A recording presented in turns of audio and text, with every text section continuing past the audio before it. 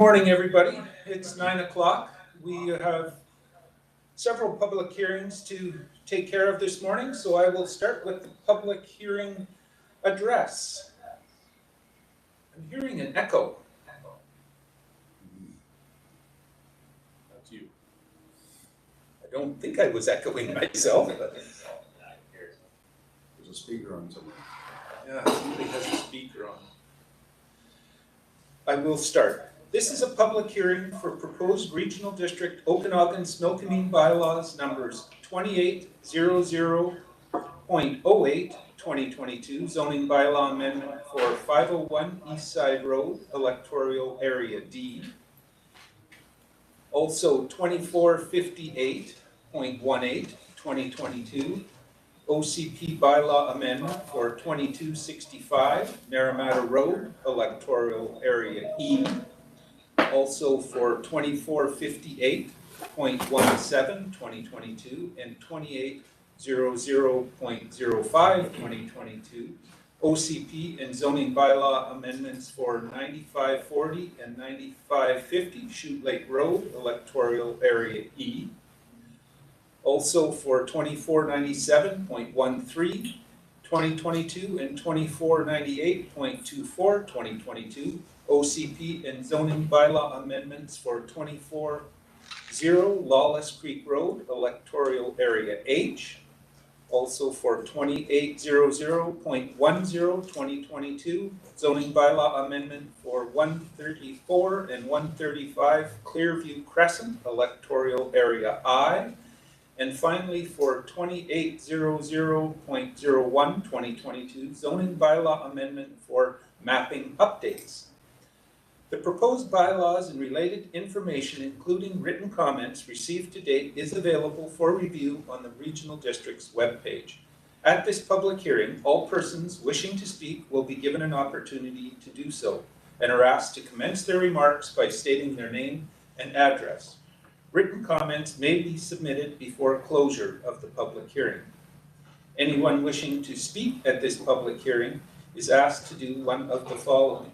If you are participating via computer, please click the raise hand button, which can be found in the participants panel on the right hand side of your computer screen at the bottom.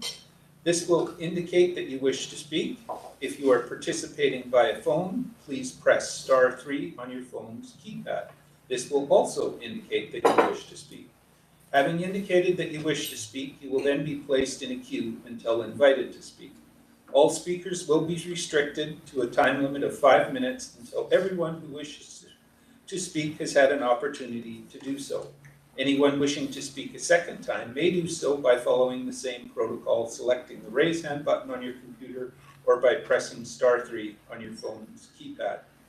To submit written comments, please email them to planning@rdos.bc.ca prior to the close of this public hearing. I will now ask planning staff to outline the specifics of the proposed bylaws. Please go ahead.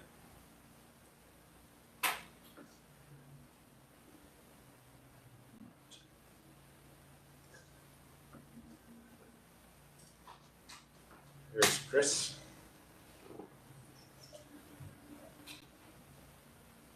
Sorry, we're just getting set up here. No problem.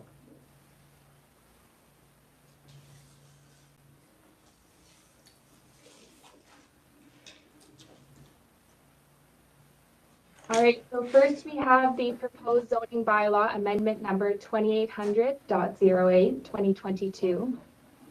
The property is located at 501 East Side Road, and under the electoral area D official community plan, the property is designated low density residential. Under the Okanagan Valley zoning bylaw, the property is zoned low density residential manufactured home park, and the parcel is approximately 1,183 square meters. The property was previously part of the manufactured home park to the south, but was subdivided off in 1961, and the property was never rezoned, so it still retains manufactured home park zoning designation. So specifically, the amendment bylaw proposes to rezone the property from low-density residential manufactured home park be residential 2 to permit the construction of a single-family dwelling on the property as opposed to a manufactured home.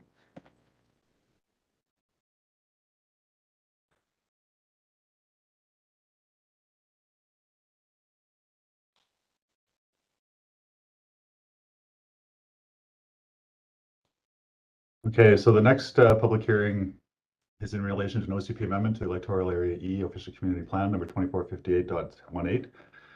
And this is in relation to the property at 2265 Naramata Road. It's currently designated agriculture under the OCP and zoned Ag 1. It is partially within the ALR and has a parcel size of about 1.36 hectares in area. And the proposed amendment to the OCP is to facilitate the development of a tram that would allow for access from the top of the property down towards Okanagan Lake. And so because it is subject, or at least the part adjacent to the lake of the property is subject to a watercourse development permit area, a WDP is required for such a tram. The province has advised that that proposal is not consistent with RAPR, and the applicant is asking the board to introduce an expedited option that would allow them to forego provincial review and approval and allow for the regional district to issue a WDP in relation to the tram. So that is the nature of the OCP change. It's almost a site-specific provision to allow for the tram to be considered as an expedited option. And this is just an overview of the site and where the tram is to be located. Just for background, if the amendment is adopted, the property owner will still be required to get a WDP approved by the regional district.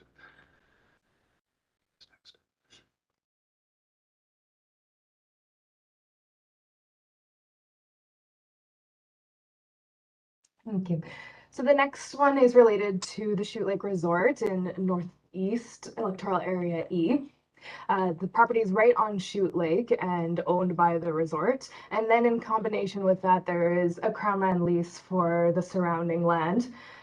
Because it's a new lease and there's a combination of parcels, they're a mix of current OCP and zoning. So the proposal is to bring them all into commercial tourism in the OCP and then a commercial tourist 1 site specific designation in the zoning. This is a plan for what they're looking at doing, which is adding a number of cabins and yurts and tent areas to what they already have. So just summarizing that, it's up to 30 cabins and yurts, and then a combination of tenting and camping. So the site-specific zoning would allow a campground on the site, as well as up to 30 tourist cabins, and then cooking facilities in those tourist cabins. Thank you.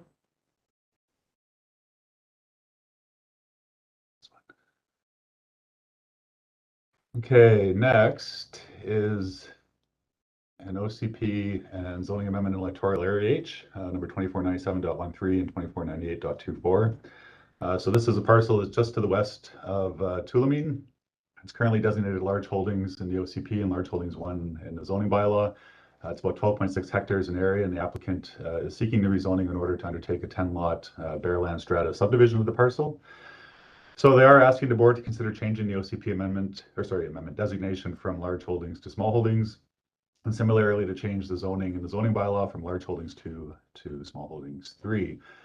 So as you can see here, the current large holdings designation supports a range of parcel sizes, but generally between 4 to 8 hectares.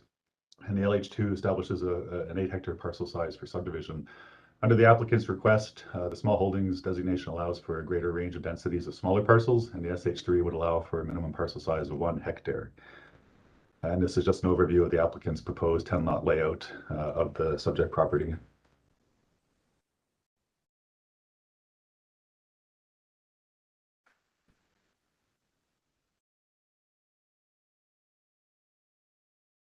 Okay, so the next application relates to Amendment Bylaw 2800.10, 2022. This involves the property at 134 and 135 Clearview Crescent in the Apex area. The current OCP designation is low density residential, and the property is currently zoned low density residential duplex Apex, so RD2. The parcel size is 681 square meters, and the property is currently vacant. With respect to the RD2 zoning that currently applies to the property owners are permitted to construct a duplex. However, the maximum number of dwellings that are currently permitted per parcel is 2 principal dwelling units, provided that both dwelling units are located within one residential building, such as a duplex dwelling, and 1 secondary suite is allowed within a single detached dwelling, which does not include a duplex dwelling. With this in mind, the proposed amendment to the Okanagan Valley zoning bylaw 2800/2022, they are proposing to amend the zoning from low density residential duplex apex, so RD2, to low density residential duplex apex site specific, in order to allow for the construction of a duplex with secondary suites within each principal dwelling unit. Thank you. Okay, I think this is the last one. So this is the mapping amendments to the new Okanagan Valley zoning bylaw. And there's 4 of them, which I'll just go over quickly. So the first one involves a property in electoral area C off Cactus, which also joins Highway 97. There was an error made in the adoption of 2800 in relation to the mapping of the back part of this property. It was incorrectly zoned residential, low density residential 1RS1 when it was always, or has been at least for a long time, general industrial. So it's being proposed to revert back to general industrial and undo that mistake. Similarly, this one is the subject of a current subdivision application with the ministry, trying to sort out with the Khalidin Cemetery Society, I believe, or irrigation district, just the location of the road in relation to property lines. And so it's being proposed to adjust this to reflect that. It was intended to be in 2800, but it was inadvertently left out. So we're asking that this be addressed now. The other one is another one up at Apex, which at a previous zone review with the Apex zone review had incorrectly been zoned to RD2, even though it had been the subject of a previous rezoning approved by the board about 10 years ago to allow for a triplex on the property. This had been meant to be corrected in 2800, but it was inadvertently missed. So we're proposing now to put it back to RM2. And the last one, I think there was some line work issues with this parcel. It's in electoral area I, adjacent to Scott Lake. It inadvertently became part of the lake zone as part of the adoption of 2800. So we're proposing to revert back to the original SH1 that applied to it prior to 2800's adoption. And that's it for our presentations. Thank you.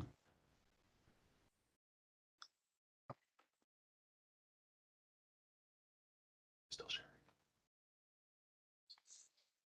Open and ask if there is anyone who wishes to speak to the proposed bylaws.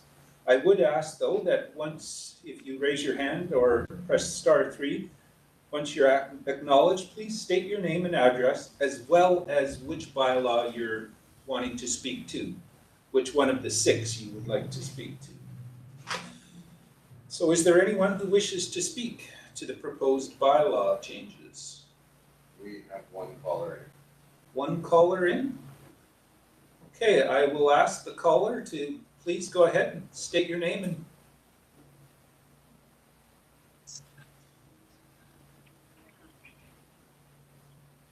hello, am I online? yes, you are. Oh, you can hear me. Oh, okay. My name is Helga Stepanak. I live, well, I have a unit up at Apex, and I actually sent in a letter in regards to this request. Do you read out my letter, or how does that work? It's given to the board. You could read it out, but the letters are given to the board members in advance of the meeting. So okay, that's your well, choice. I can just I did have some questions, because initially when I received the letter about it was a letter regarding a variance permit application. But it seems that the request was actually to put in a fourplex on the property as opposed to just a variance permit application. So can you hear me? Yes. Okay, all right. So the question I had was, you know, with this variance, will all vacant properties in the surround area be granted the same kind of variance and rezoning? Is that kind of, even when I read your letter, it states that this is a new zoning application, and that the regional district will consider this for all properties, where you can put a secondary suite in, I guess, really a fourplex on a property that's zoned duplex? I would ask staff if they could clarify that, please. Yeah, because it says in your letter that I received May 14th that you're introducing a new low-density residential duplex apex site-specific regulation.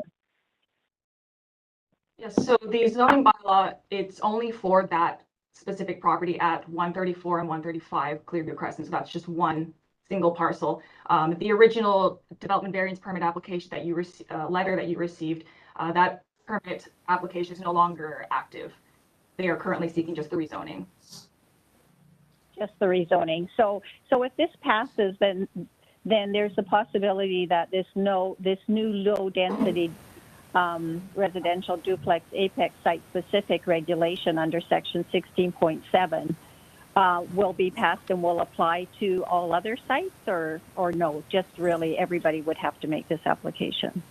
No, anyone else would have to make this application. We'll have to make the same application, okay. Okay, so just a second, I want to go back to my letter. So my concerns about this property was that so there's no longer reduced setbacks. Okay, that's what you told me. So how do you deal with the parking for this rezoning?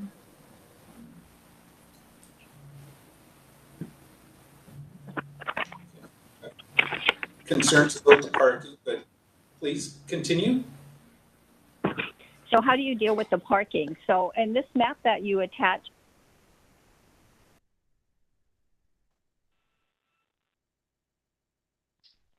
We lost her. Down. do you know what I'm referring to? We lost you for a second there, so I didn't okay. catch all of what you said. Okay, so in your letter to me dated May 14, 22, there's a context map attached, and you have in yellow highlighted the specific property that we're referring to. In that yellow shaded area, you have 136, 135, and 134. I was a little confused by that because according to the notice of public hearing, we're only referring to properties 134 and 135. What is 136? Can staff answer that question? Or is that part of the one that's no longer valid? 136 doesn't apply to this property. 136. So 136 doesn't apply. Yes, it appears to be a mapping error. Okay. That's a mapping area? Error? Error, yes. So it's just the one, Okay. the first two. Just 135 and 134? Okay. Correct. So now, how do you deal because so they don't want a variance. So how much property is actually available for parking is my concern, because with the snow removal, when they go down the street, they put the snow on the side of the street. So how do with a fourplex virtually, there's going to be more parking, more people. Where do they park their cars? Public hearings are really supposed to be. Public hearings are intended to state your opinion and your thoughts on it. It's really not the time to be getting answers to a bunch of questions, and particularly that one I can't answer myself, but it is something that we'd have to take into consideration for sure. So. Okay, well, I did send you a letter. It was dated November 14th, 2021, when your issue was the development variance permit, and that's where I raised my issues. So where are they being addressed, or when are they addressed? Because that was my major concern. I live across the street, and parking is an issue. Yeah, I fully can understand that. It would be something that will be addressed or potentially by the applicants if need be. So you're going to pass it and then they address the parking issue? Is that how it works? No, we're not necessarily passing anything at this time. We're just listening to people's comments and concerns. Okay, well, I'm going to read my letter to you then. Okay, number one, the zoning at Apex appears to meet the needs of the community. Will all vacant properties in the surrounding area be granted variances? How will this affect the community zoning plan, resources, and existing infrastructure? And how will this affect the issues identified below? Number two, Reduced inside setbacks could easily create egress issues. How do you clear the snow falling off the building roofs with a 1 meter setback between buildings? Number 3, larger duplexes suggest more people. Where do they park? Parking is already an issue along Clearview Crescent. Cars parking in excess of to access the ski hill are often lined up all the way down the street, creating hazards due to decreased visibility. How will increased parking need due to increased unit size be accommodated when the building structure will now be covering more than the allowed amount of the property? Number 4, snow removal and storage. Increased lot coverage increases the need for parking space on the property, which will further decrease the available space to accommodate snow removal and storage. There is currently limited space for snow storage when Clearview Crescent is cleared. Reduced snow storage space and more parking requirements will make it dangerous for many of the pedestrians that walk along the street. Visibility is reduced and more ice and snow on the road. A narrowing of the road as a result of snow storage and parking also makes it more difficult for the equipment operators to maneuver their equipment. And finally, there is a variety of property available within the Apex area to fit a wide range of development needs. In my mind, there is no justifiable reason to create hardship, inconvenience, and potential danger to neighboring property owners and Apex guests for the sole purpose, of accommodating somebody who wants to profit. Okay, So thank you. That We was, have that that was on my the record. input. All right, thank you. Okay, thank you very much. I would ask, is there anybody else who wishes to speak to any of the proposed bylaws? Yes, we have Two more? to. If There's we someone could, by the name of Brenda. I will go to Brenda. If you could please state your name and which bylaw you're referring to. I'm referring to bylaw H2021.024-zone or 2497.13.2022. Okay, So this is the development of a subdivision in Tulameen, and I'm really concerned about the roads. Because the road is a dirt road and there's a lot more traffic now, and I want to know if Highways has looked at paving this. I've actually been quite adamant about getting it paved. okay, well, that's a question we can't answer at this stage, but So will the RDOS support me in trying to get the ministry to pave the road? So with it's the another floods that question I with the can't floods answer. that we've had, the roads into Tulameen are limited. River Road's been shut down. Lawless Creek Road is can directly access from the Coquihalla, and so we're seeing a lot more traffic, and there's a lot more people living up there. And clearly, if this subdivision goes through, there's probably going to be a lot more traffic. So, and there's issues with the culvert and flooding. So I just want to put my All right. 2 cents in there that I hope that the RDOS will support me in getting this road paved. We'll take your comments into consideration for sure. Thank you very much. Thank you so much. I really appreciate that. Is there anybody else who wishes to speak? And you said one more? Jim Solly. Jim, if you could please tell us which Hi there. amendment bylaw you're referring to? The bylaw is Area E 2022-005 zone. It's a hillside tram at 2265 Naramata Road. Okay, go ahead, please. Good morning, everyone. My name is Jim Solly. I live at 2285 Naramata Road, directly adjacent to the Beckings, directly to the north of them. I'm speaking today because I fully support this application for them to build a hillside tram. It's modern, it's innovative, it's unobtrusive, it's quiet, it's electric. It's a good idea on so many fronts. However, I'd like to focus on the two aspects that I think are the most important. First and foremost is the environment. The issue here has to do with the riparian area protection regulation. And the purpose of that regulation is to protect stream and lake health, including maintaining stable banks and providing a buffer from excessive silt and surface runoff pollution. In this case, the Beckings hired a qualified environmental professional, and the report states that the tram would not result in any harmful alteration, disruption, or destruction of the natural features, functions, or conditions of fish and fish habitat under the Fisheries Act. By using 2-inch helical screws to support the tram, the total area impacted by the rail system is just a fraction of 1 square meter. That's about the size of your computer monitor, if you have a big one.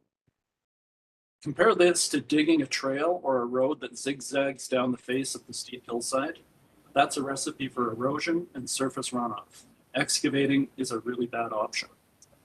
The tram is electric. It does not pollute. It eliminates the possibility of motor vehicles at the lakeshore. It's the very best option to provide access to the lakefront for the Beckings. And that brings me to the second part that I think is important, and that's, call it landowners' rights, I guess. Landowners should have the ability to enjoy their property fully with reasonable regulation. This particular property is narrow and has a nearly 40-degree slope down to the lakefront. Even a trail would be dangerous to navigate downhill, and that's not considering the return climb back up, which I wouldn't wish on anybody. This is particularly important as we get older. The tram is going to allow the Beckings to gain safe access to the waterfront for themselves, along with their children and grandchildren. So those two issues I think are most important to me, and that's why I support this. In closing, I'd like to thank the board for moving the application to this point, and I hope that you'll proceed to approve it. I note that administration has also adjusted its original position and is now recommending approval. And to me, this demonstrates that the RDOS is able to look at the bigger picture, realize the common sense in this tram proposal, and that it's the most environmentally responsible option for the landowner. Thanks very much. Thank you for the comments. I would ask, is there anyone? Oh, I see a hand from Cheryl Gull, I believe it is. Please go ahead, Cheryl, and tell us which application you're speaking to. Hi, I didn't, Cheryl Gohl, and my family owns recreational property at 160 Dover Street. The application, I didn't write the bylaw number down, but it's the 10 lot strata subdivision on Lawless in area H, yeah. Yeah. So I wondered why we were doing a strata subdivision over just like a bare land, whatever they call it, fee simple subdivision. I realized that you had told the earlier caller that this wasn't really the forum for questions, but I did call the planner earlier in the week and didn't get in touch with her. She didn't call me back. So I do have questions. I don't know if that's appropriate to pose them to you here. Well, I can only tell you that generally that's a decision that the applicant makes, whether they want to go with a strata or the other type of subdivision. Okay. So it's their choice. Okay. My big concern is the wells and the water source. So I think potentially from the application that there will be 10 strata lots, each of an acre approximately, and all 10 of those lots will be serviced by 2 wells that are right at the end of a dead end road, Dover Street in Tulameen. So I'm a little concerned of the amount of water that is going to come from the water source that us and neighboring Tulameen residents use for our source of water as well. I understand there's like an underground stream in that area that flows from Lawless area into Tulameen. We've always been very careful with our well water, not to use too much of it. So that was a big concern of mine, and I don't know what studies have been done to show that these wells, the water source is sufficient to supply all the water for these 10 1 acre lots, plus the water reservoir for the fire service, and still provide for the residents in Tulameen. Okay, well, those comments will be taken into consideration. I appreciate you making them. Okay, well, I had a couple more comments. Has there been any, sorry, was there any studies done on the water, You're disappearing on me, voice-wise. oh, I'm sorry. Was there any studies done on the water supply? I don't believe so, but that's a question I would have to ask staff to clarify. Okay, are staff available today, or? Potentially. Is there? I'll be quick. Go ahead, I'm Chris. not aware of a water study. You're not aware of a water study? Okay, No, thank you. Yep. Okay, I know that there is a plan for a water reservoir in the subdivision, in the cul-de-sac for the fire department. I'm assuming that that would just be for that subdivision, because I can't see the fire department wanting to go up Lawless Creek, which is, as you heard from Brenda, a dirt road. There's also a really sharp, a couple of sharp turns on that road. Do you know if that's the case, if it's just for the subdivision, or is it supposed to be for the community use? It's a question I couldn't answer, and it's not specifically related to this application at this stage. So. It is, because the application does state that they will be supplying a water reservoir, like they've got some sort of plan in their application that that is for fire service. Okay, well, I couldn't answer that, but okay. Please. So my final points were on just the type of wells and pumps that will be, I suppose, potentially built at the end of Dover Street, whether or not they're aware of how steep the slope is at the end of that dead-end street, and the fact that there's no turnaround at the end of that street as well. So I'm not sure they've got something in their plan related to a future water source, and I'm not sure how that will benefit the town, because it is a fairly narrow dead-end street, and at the end of the street it goes straight up the hill. It's a very steep hill at that point, steep slope. Okay, thank you for your input. It just one last thing, if they were to subdivide under the existing official community plan, how many lots would they be able to subdivide under large holdings in the OCP? You said it's 12.6 hectares. How many lots would they be able to create under that? Maybe staff would be able to tell us that. I suspect it's 2, but I will clarify that with staff, please. It's a 12.6 hectare property, but it is topographically challenged, if you want to put it that way. But assuming perfect site efficiency could be achieved, 3 parcels max under the current large holding. So 1. Okay.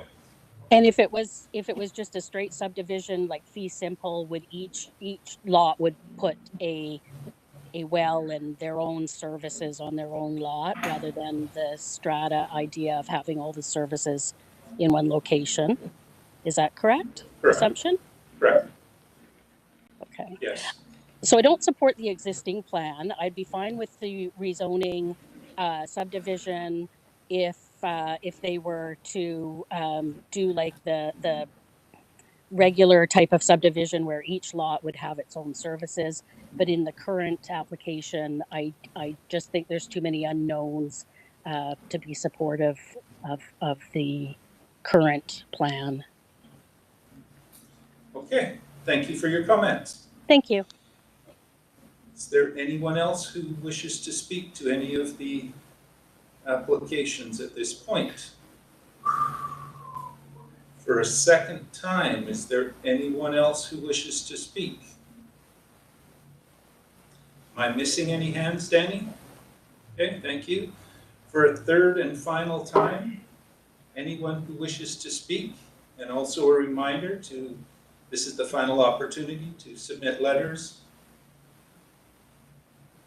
Seeing no more hands, I hereby declare this public hearing closed at 9:35.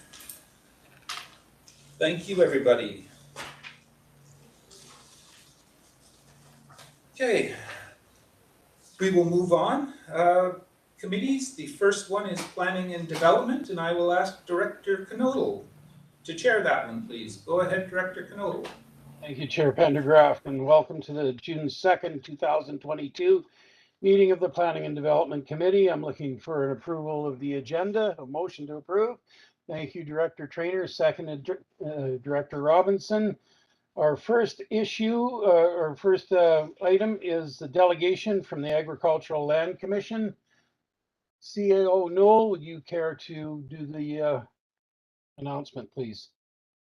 Thanks, Mr. Chair. So we have a close relationship with the Agricultural Land Commission, and that much of our rural area is covered by the Agricultural Land Reserve. And we've requested that the commission appear to respond to questions that have come up and to give us a briefing on some of the updates to the Agricultural Land Act. And we have the Chief Executive Officer with us today, Mr. Chair, and we should just turn it over to the commission to do their presentation and then answer questions that have been previously submitted or may that come up today. Thank you, sir.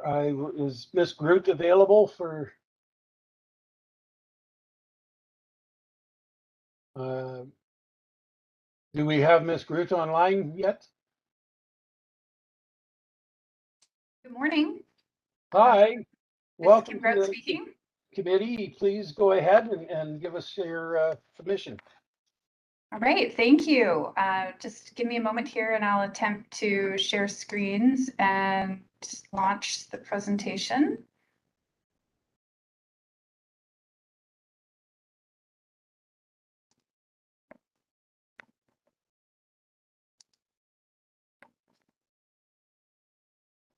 And I believe You're up. Yep. I'm up. Okay, thank you very much. Appreciate the invitation and the opportunity to speak with everyone this morning. Thank you for providing me with a few of your questions in advance, which perhaps I will attempt to answer during the presentation, but of course I will turn it back over to you at the end, and you're free to ask me anything that comes up during the course of the meeting this morning.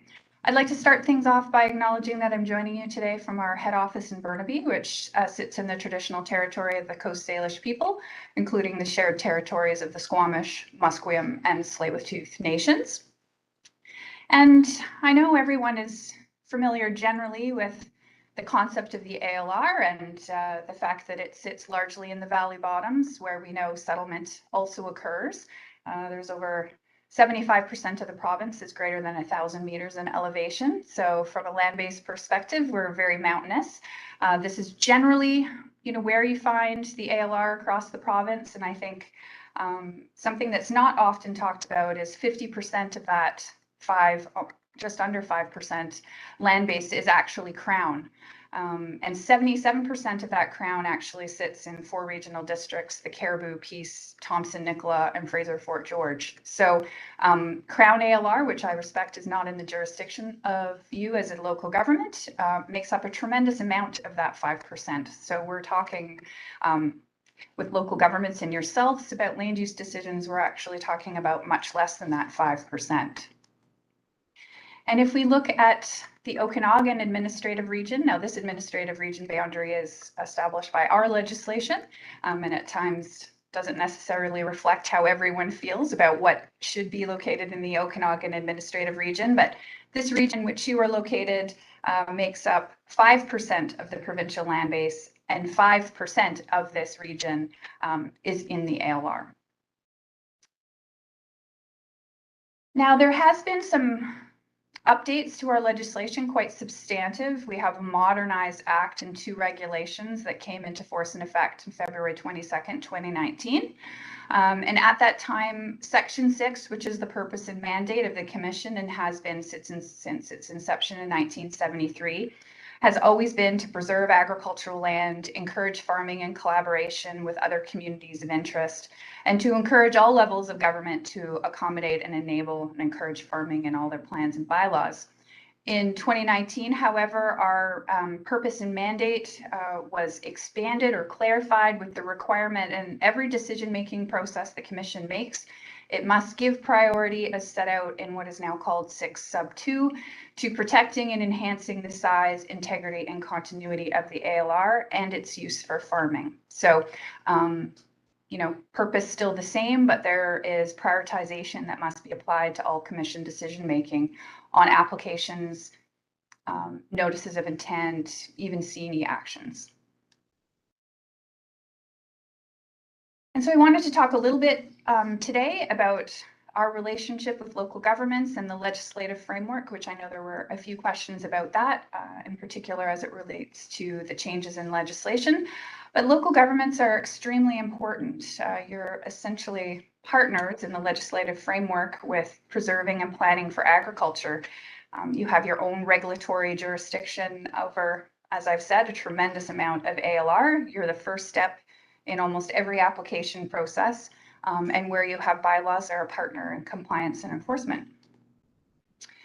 The way the legislation is set out, we both actually have concurrent jurisdiction. Our property owners must comply with both of our legislation, and there's nothing in our act that impairs the validity of yours unless there is a conflict. For example, if one of your bylaws permitted something that was outright not permitted in the ALR, this would be a conflict inconsistent with our legislation. And as set out in Section 46, where this inconsistency might exist in our legislation, your bylaws would be of no force and effect with respect to that location of consistency.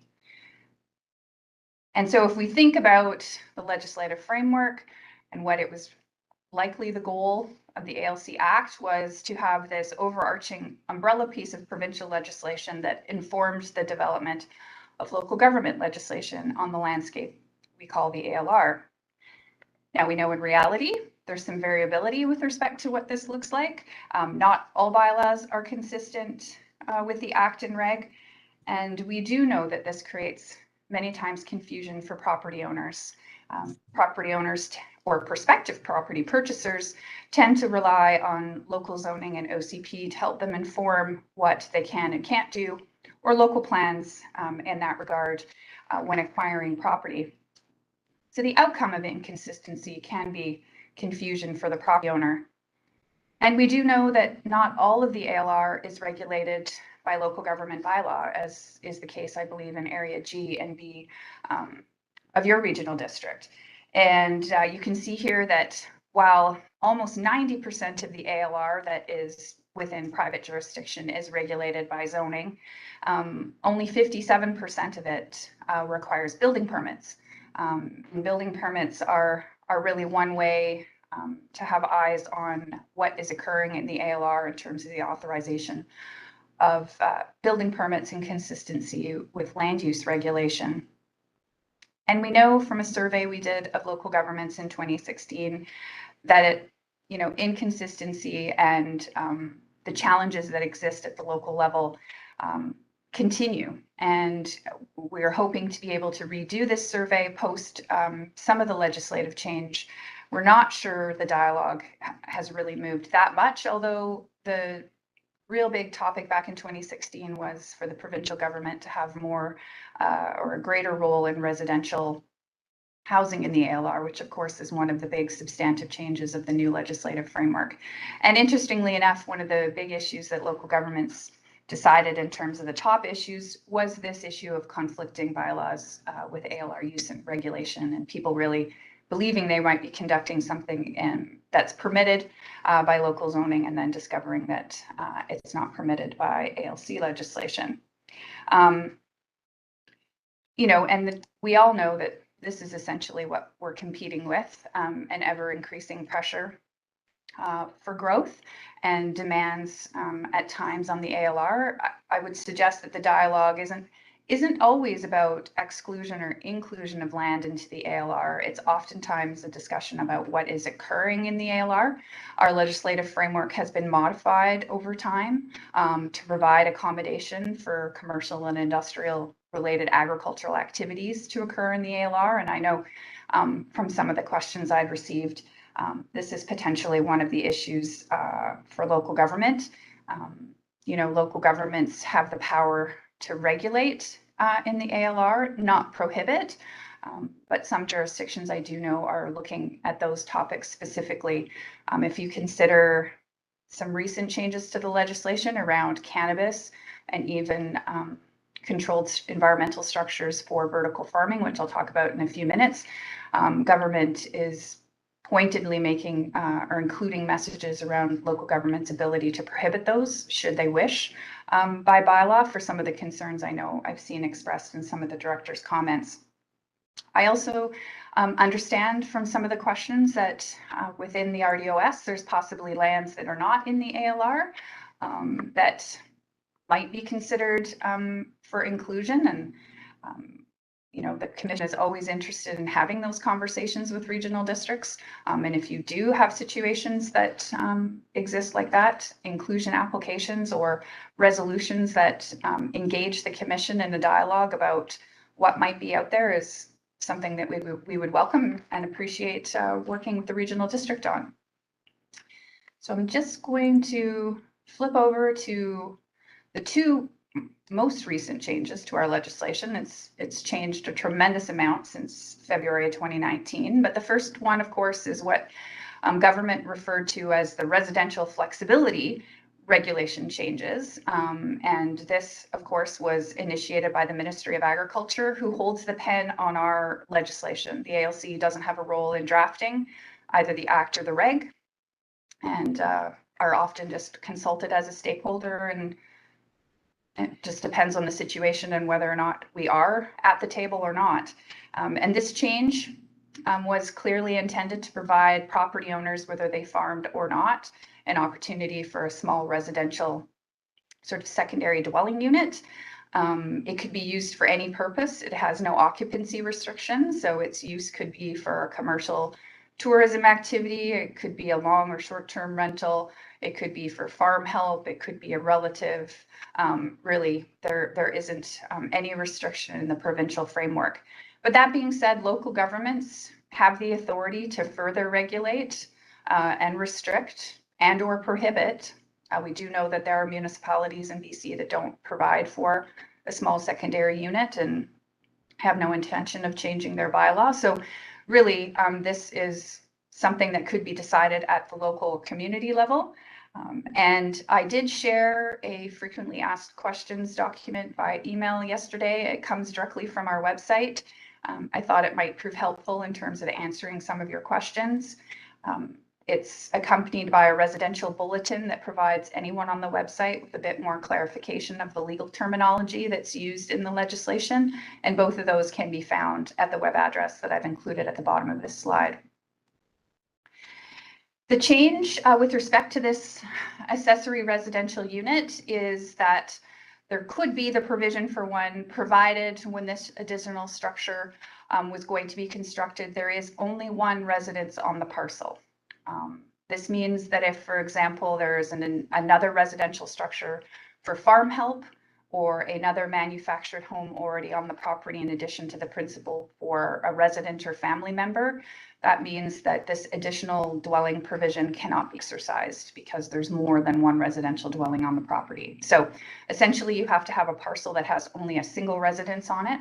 And then based on parcel size, there's a size allowance for that accessory structure. So if you're on a property of 40 hectares or less, the provision is for 90 square meters, which is total floor area. It's not a footprint.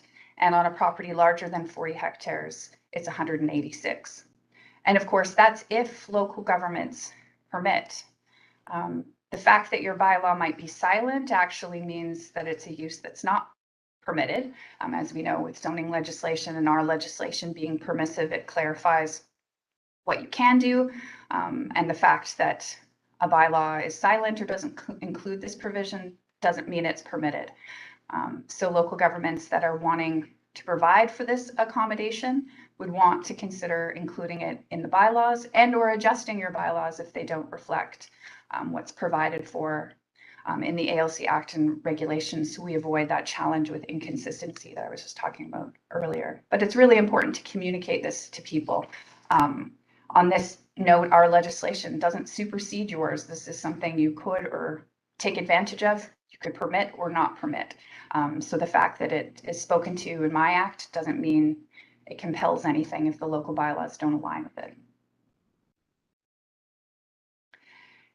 And our legislation in February of 2019 changed tremendously when it comes to the placement of soil and fill. Fill is anything you bring onto the property, which includes structural grade material for the construction of buildings and roadways and driveways. There's very few circumstances in our legislation where someone can carry out a permitted use without involving the commission. One of those areas that has a permission, you don't need to involve the commission, as if you're constructing a principal residence, you're allowed 1,000 square meter area, including the driveway and landscape area, if that's something that requires fill, and your dwelling, you're allowed 1,000 square meter area, not volume, area, footprint. And if you require to exceed that, you of course would have to come to the commission. And this accommodation for fill placement for the principal doesn't translate into the additional or any accessory residential structures. There's no provision in the regulation for those structures, for structural material, fill material that might be required to construct. So additional residences and accessory residential structures do need to come to the ALC, at least through the notice of intent provision, for an evaluation about its utilization, either for residential or farming, as the case may be. The short list of things that can occur in the ALR without commission approval is set out in the use regulation, for those that are interested. And so that is a bit of a high-level overview of the residential changes, which I'm happy to answer any of your questions at the end of this presentation. But the one other change that has been brought in by a bill but doesn't actually take effect until August 31st of this year is a clarification provision, is how we consider it, is that controlled environment structures for intensive crop production are a permitted use in the ALR. So this would be something, you hear the terminology oftentimes of vertical farming. Our legislation, you know, the growing of crops in the ALR is permitted. There's no differentiation on the type of crop, but it must be a crop that's contemplated in an intensive way within a structure that's not one of the other structures that's contemplated in our legislation. We have greenhouses, mushroom barns, and cannabis production facilities that are spoken to elsewhere in our legislation. But that being said, in introducing this clarification, because there were concerns about these structures and the land they take up in the ALR, local governments can prohibit these structures if they wish to do so in bylaws and or restrict footprint, size, and those sorts of things. So local government have been given the regulatory control to prohibit vertical environment structures for vertical farming and cannabis. That while they're both crops, local government has been given a great deal of regulatory authority on whether or not they occur and what they look like when they occur in the ALR. And I just wanted to quickly shift gears, just given the interest in compliance and enforcement in the questions that I was provided in advance, and I really do appreciate receiving those. Compliance and enforcement wasn't always a function the commission was provided. It wasn't until 2007 that the legislation was amended to provide an opportunity for the ALC to do compliance and enforcement. And from 2007 up until 2016, there were only 2 officers that worked at the commission to try to enforce the act and regulation. Of course, starting in 2016, there were some additional resources provided to the commission, including additional officers and a database to track and deal with compliance and enforcement actions. Like all natural resource sector ministries, we actually have an application that allows all the natural resource ministries to see what each other are doing on the land base, which is really helpful in terms of coordination of resources and collaboration. Because even with 6 officers, which we are in the process of hiring someone new to work out of the Okanagan, the ALR is immense. It covers a great land base, and 6 people cannot be on the ground responding to the level of activity that we have. So partnership really is how the ALC really achieves compliance. If we look at the kind of case file trends we have, our top compliance and enforcement complaint is related to illegal soil and fill. Despite the changes in the regulation, there's been very little shift in that trend. It's always ranged between 42 and 46% of all of the complaints we receive. And the complaints we get at the commission very much track in terms of overall volume with those areas where we have the highest population. So South Coast, Okanagan, and Island are where we get the bulk of our compliance complaints. And that's really how we work to structure our officers.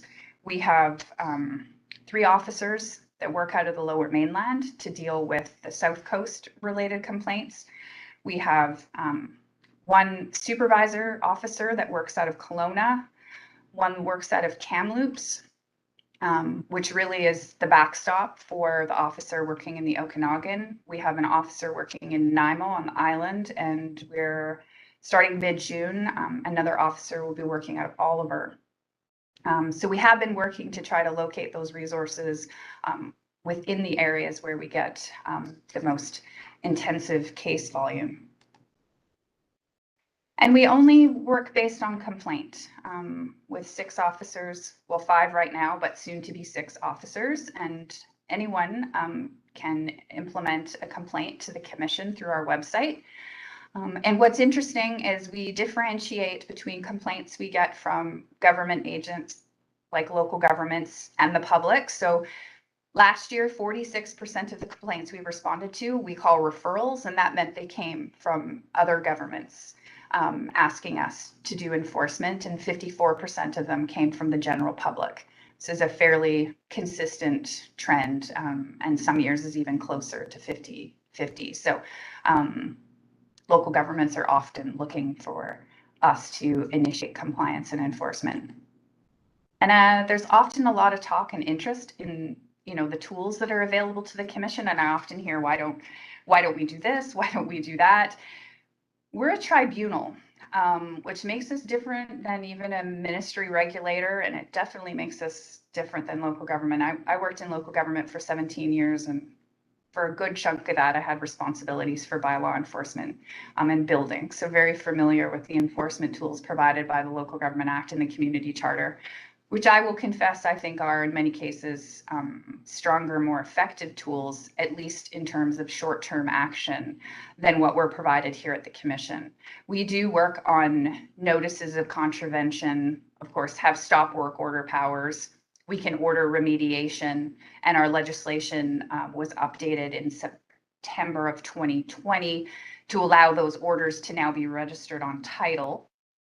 Prior to that, we couldn't, and we had lots of issues with orders being issued and then properties being sold, and new purchasers inheriting compliance and enforcement issues.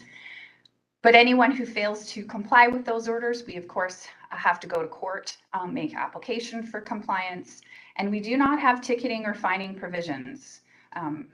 Like in the case of local government, we also don't have a mechanism to recover penalties, which truly are administrative. They're the penalty we issue for the most serious and egregious violation, and really is a penalty of last resort. Might accompany a remediation order at the same time, but we have to go through the notice and order provision. And all of the actions of the commission can be appealed. So when we take action, there are appeals. Both sides are represented by legal counsel, presented to an appeal board. There's a determination about whether the action was reasonable, whether the action is upheld. I often hear frustration about timing of enforcement, and I can tell you it's a fairly long process. It's one the commission's very dedicated to. Some questions sort of led to the perception that enforcement isn't a priority for the commission. I can tell you it is for those 6 officers, and the orders that we issue and the appeal board process that we support, but we just aren't able to, realize change or recover or issue tickets or fees in the same way as local governments. And so what we find is we have a hierarchy of how we approach action. It's laid out in our comprehensive compliance and enforcement framework, which is on our website. As you can see, we have to move through a process from notice, possibly to penalty. We have issued penalties in my time here, and oftentimes have to go to court to recover those. And achieve an order of compliance. But I'll be honest, some of our most successful compliance and enforcement actions have been done in collaboration, and oftentimes with the excellent bylaw enforcement staff that work at local government, who are able to issue tickets, oftentimes can be our eyes in terms of what's going on. And I can't underscore that enough. With the legislative framework we have and local governments having bylaws and the ability to enforce that, oftentimes it takes the both of us working together. Because I'm just not sure that the ALC will, the resourcing that we will have will change tremendously in the foreseeable future. We remain hopeful. We did make a submission around the concept of ticketing provisions. But the commissioners or commission officers would have to be made peace officers, which actually is an even larger power. There's concern about that, what that might mean. And so while discussions continue with government from time to time about what other enforcement tools the commission might be able to be provided, as a tribunal, we're a little bit unique, and the tools that we have to follow administrative law principles. And at this time, it's a process that takes a little while to reach fruition. But that being said, our officers work very hard. Right now, our active caseload is 600 case files in the province. They're closing about 250 to 300 a year, which is an amazing rate. But as you can imagine, new ones come in. And so we hold pretty steady between 550 and 600 active case files for those officers throughout the year. And I would be more than happy to take any questions if I haven't had a chance to answer anything that you've provided me, or if you have new questions that you'd like to throw my way, I'm more than happy to take them. Thank you. That's great. Don't underestimate the importance of the LR for most of our areas. It's the one bridge that we have that stands between us and the intense cost of land now, and the pressure that developers put on us. So the function of the ALR is vitally important to our farming industry. With that, I will open the floor to some questions. Director Roberts, please. Thank you to the chair. And first of all, I'd like to thank Mrs. Groot for a very thorough presentation. It did answer some of my questions and some of the things that I move forward. Yeah. I am the director of Area G, which, like Area B, does not have the zoning and the bylaws and the enforcement, right? We have no OCP and or building bylaws. So how does the commission look in moving forward, especially when you have areas like ours with the inconsistency? I do support your work towards getting to where you have the ability to have peace officers and fines. That would provide some support. But my question comes out of the base of between, like, let's say area B and G, where I know in area B where people put forward requests to put in large plants or other amenities for their farms and have been turned down. And in area G, for instance, though I'm not against part of the industrial complex that supports farming, for instance, the large buildings, etc. But we have within a 500-meter area, I have 5 large production plants that, when we go back to your discussion around soil extraction and fill, we have things where we have 3 hectares of land where now 2/3 to 3/4 of it the soil has been removed and fill has been put in, buildings have been erected, large areas of mass places for storing bins on some of our best soil that we have. So it looks like what I see like in another area that's very similar. It's it's not the same from one to another, or you have areas that are looking for, which I do support, marketable and sustainable plans, let's say ways of getting their marketed goods produced or having other supports financially on their properties, and they ask the commission and there's no. But at the same time, we have licensed restaurants, motels, retail outlets, and again, not that any one of those things in and of themselves are wrong. It just doesn't seem to jive with your own regulation, and it seems that I get concerns from one side, but I get complaints from the other that are saying we're being harassed and the ALCs come after us, and I'm just providing some coffee at my food stand, et cetera, et cetera. And on the other side, you've got a fully licensed restaurant that doesn't sell any of the goods from their agriculture. So there just seems to be a real disconnect between decisions, choices. And as I'm moving forward in our areas, trying to put together an official community plan, and we want to work with the ALC, we just finding it really challenging to, there doesn't seem to be any consistency. And so we want to be able to work forward with that. So thank you. It's more of a statement, but a bit of a question as well. Yeah, no, thank you for that. I think that's great. And I mean, the issue of inconsistency, sort of first and foremost, our legislation is interpreted every day by local governments. You've got the really hard job of someone coming to the table and where you have bylaws and making an assessment of what's permitted. And a number of things you've flagged are permitted in our legislation. If you are farming, you have 10-bed tourist accommodations you can do farm retail.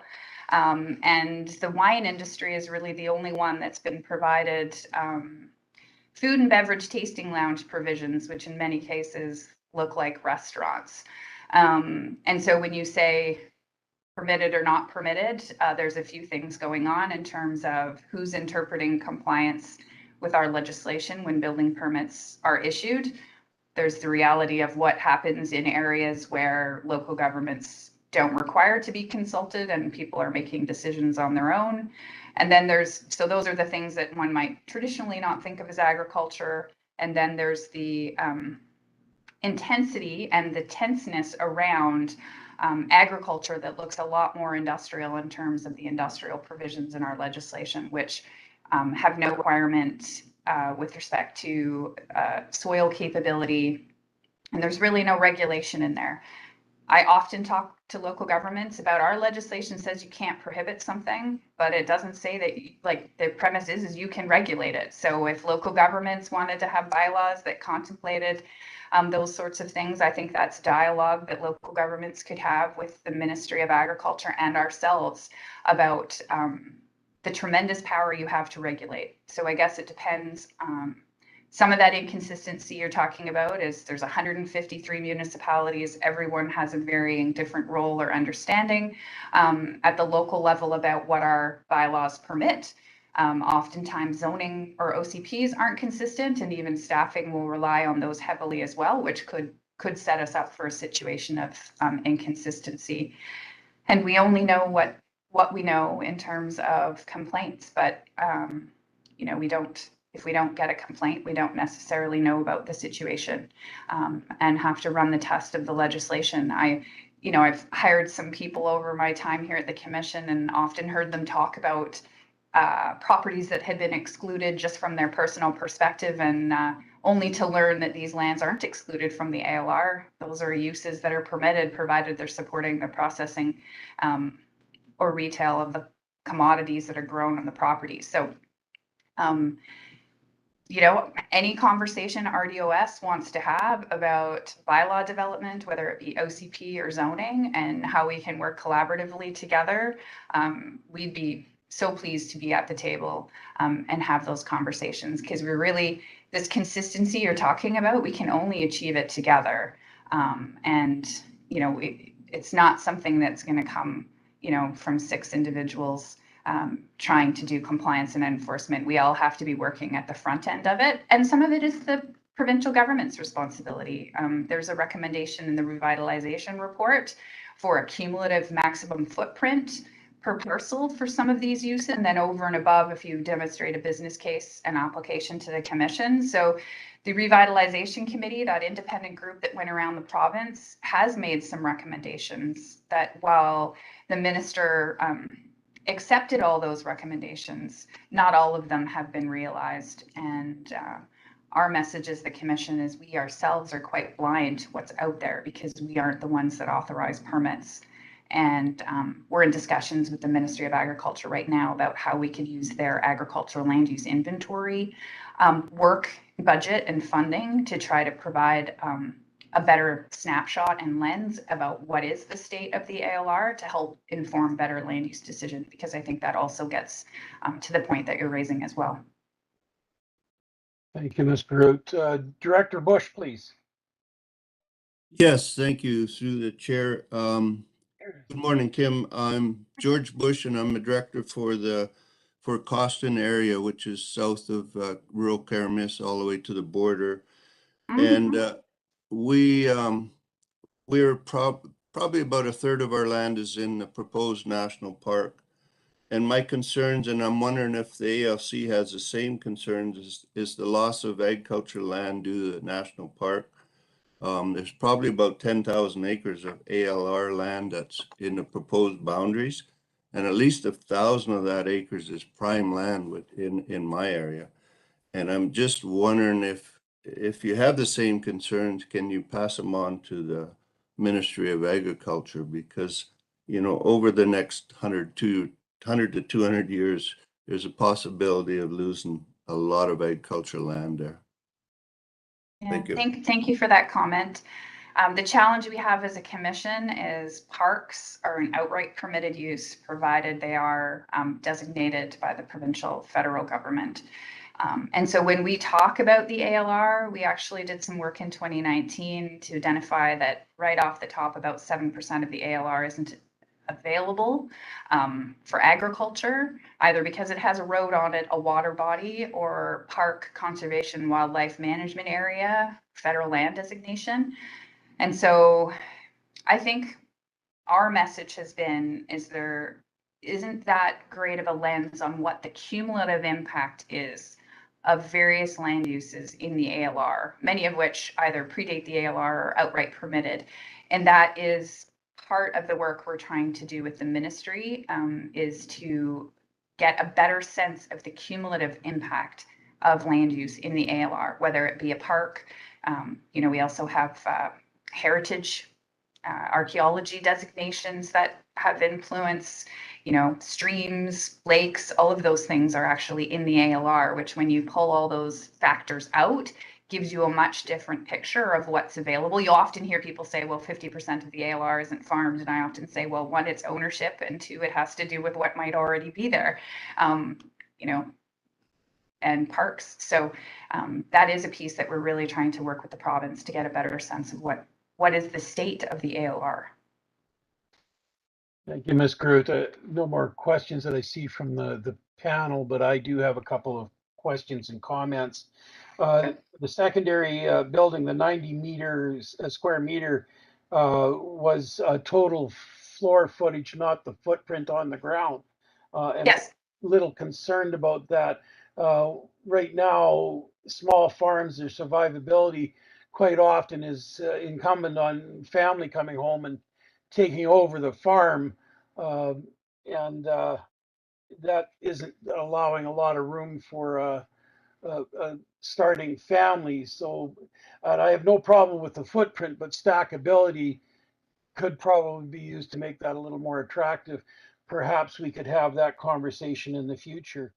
One of the questions I did send into you was in regards to a couple of queries I had from vineyard owners, and this came into being when cannabis was being legalized. There were some vineyard owners that were quite concerned about the status of farmland that was growing non-agricultural, non-food products, pardon me. And some of them got a little bit concerned that they may be penalized for that. And I think that's a discussion we should have also. And the other concern I have is, especially in our area, we have a lot of what I'd call land remnants, small tags of land left over for various reasons. They are covered in your regulations in the 2 acre and under, but the date of severance creates a bit of a problem. I don't have a problem with them being in the LR, but a lot of them are not viable as farmland on their own, but are definitely viable for farm supporting businesses. And I sort of think that should be a discussion somewhere in the future.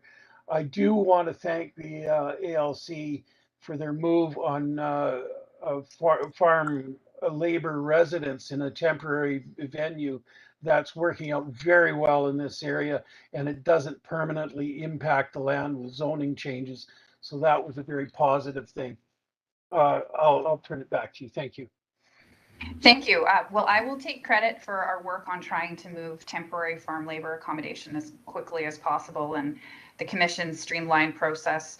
Once we have the application, if farmers meet that qualification, it's about an average of 10 days for us to release that decision, which is the only decision type I've ever seen us able to do that. And the commission is really prioritizing that issue of labor. The issue of 90 square meters is a legislative one. It's what the law says in terms of total floor area. We, as the commission, didn't really have a hand in the drafting of that legislation, and any changes to contemplate footprint versus total floor area is really one that's controlled by government. I appreciate your comment about accommodation for a family and the need for a different size. This outright permission, of course, doesn't negate coming with an application to the commission. The commission gets applications for 2, 3, 4 residences on some farm operations where labor is required. But we really got the sense that the ministry, in providing this small permission, wasn't trying to achieve the family home in that outcome. They were hearing that people needed this income helper, this Airbnb, this mother-in-law accommodation, this small accessory carriage house garden suite kind of concept. It wasn't tackling succession planning or farm transition, which would be an application. And if there are discussions you want to have about bylaw development and common objectives, the legislation really sets out what happens with less than 2 acre lots, and that's been since the beginning of time. There are lots, community I worked in, someone back in the 1900s must have thought that a town should be located in a regularly inundated floodplain, which never came to fruition. In that regional district, we actually didn't allow anything to be developed on those lots. They had to be consolidated to try to address those issues. But if you have other objectives that you want to talk about as part of a bigger planning exercise with respect to parcels, commission's very interested in that work and would be happy to be at the table having those discussions. So would welcome that opportunity. I will look to staff to set up a meeting in the future where we can have a discussion on a couple of these things. Our time is growing short here, so I will thank you. For questions in the boardroom. Oh, sorry. Director Holmes and Director Olbrich. Who's that? Director. Yeah, thank you very much. Who's going? Director Oberg.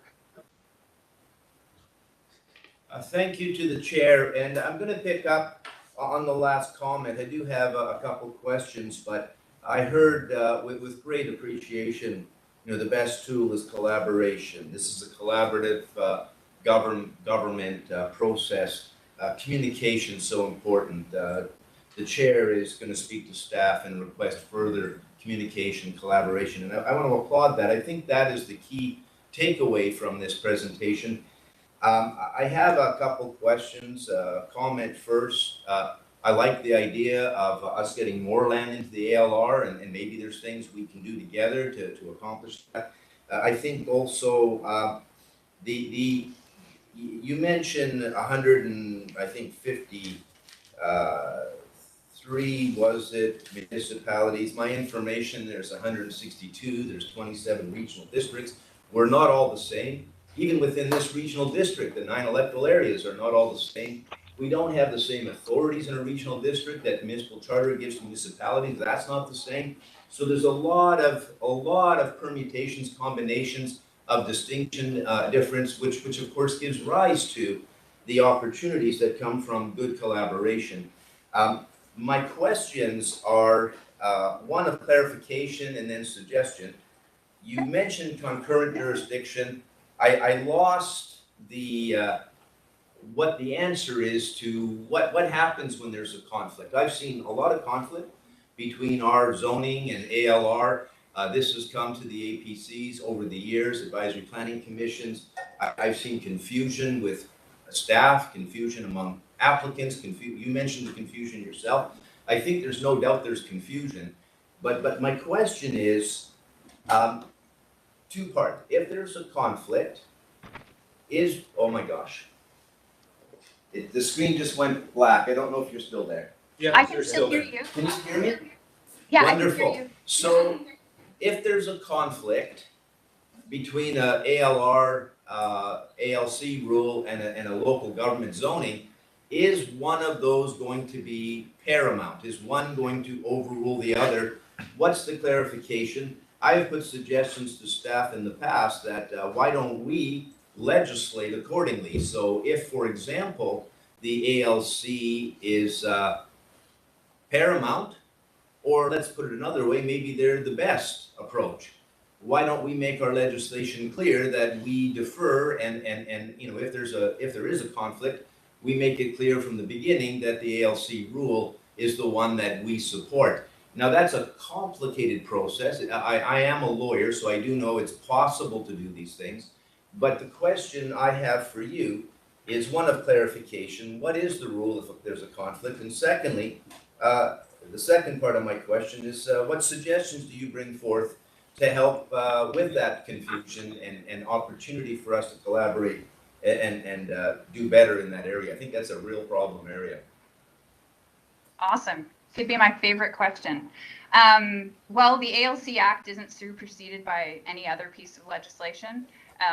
So it has paramountcy over the Local Government Act and paramountcy over local zoning bylaws. That being said, provided there's no conflict in our legislation, it's concurrent. Where there is inconsistency, your bylaw provisions are of no force and effect. Now, the challenge we have with that is the average person, and maybe even those that work in your local government, don't know that. So we find where bylaws are inconsistent, and if one allows, 3 houses, let's say, well, that's not permitted in our act. Anything more than 1 that was allowed to be built is in violation of our legislation. And I often say, like I said, I worked in local government for 17 years before I came to the commission. That liability, rests with the local government decision making. I think bylaws should be consistent. They should refer to the Agricultural Land Commission where appropriate. They should parrot the similar language concepts. Some say this is permitted unless it's located in the ALR, and then only this is permitted unless approved by the commission. So there's lots of bylaw examples like that. So not all of your bylaw would be of no force and effect if there was an inconsistency. It would just be that particular provision. And we do know that this causes challenges for property owners. When we go to do compliance and enforcement, they'll say, well, this is permitted. and our comment back about force and effect is not very, is not a great place to start that conversation because people believe they are trying to do something that is permitted. We have lands designated for industrial. We have lands designated, for high density residential development. There's a lot of inconsistency out there. And I think we could work together to avoid and correct some of that. And we'd be happy to do that. Thank you. Director Holmes, and I do apologize to the people on the board, that part has not quite been ironed out yet, but the rest of it's getting better. Director Holmes, please. Yeah, thank you. I just have a couple questions regarding the residential flexibility provisions. So right now I'm with the District of Summerland, and right now our Summerland Council, we're looking at whether to or how to bring our bylaws into alignment with those new provisions. And I have to say that since these provisions were brought in, it has really divided our agricultural community. It's divided our agricultural advisory committee, and it's probably going to divide our council. So right now in our bylaws allow a second housing for farm worker housing. And so on the one hand, farmers see this as a great opportunity for additional revenue, as you said, to have that rental income or Airbnbs or whatever. But there's also concern that putting more buildings on a farm will increase the price of a farm, and people won't be able to get into farming, right? So there's these two things we're weighing. In Summerland, we have a lot of non-farming landowners, and their land is either not farmed or it's rented out to another farmer who farms the land. But they live there and it's their house. And so at least that second housing was then, you did have a farm present. The farm worker housing, there was a farmer on the land. And now you're going to end up with, this the concern is a lack of housing for farmers in the community, because you can make better use of that second house, second dwelling, than just renting it to a farmer. So this is kind of the dilemma that we're tossing around right now. And so I just, and you mentioned that some local governments are going one way, other governments are going the other way. So two questions, I guess. One, is there a concern that there'll be a patchwork across the province of housing on different types of housing on ALR land? And is that a cause for concern? Because different communities will have different takes on this. And secondly, have you seen any local governments make differences for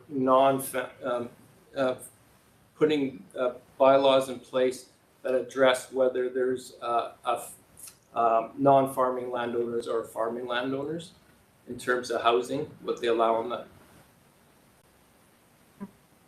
Sure. Does that make sense? I'll maybe tackle the last part.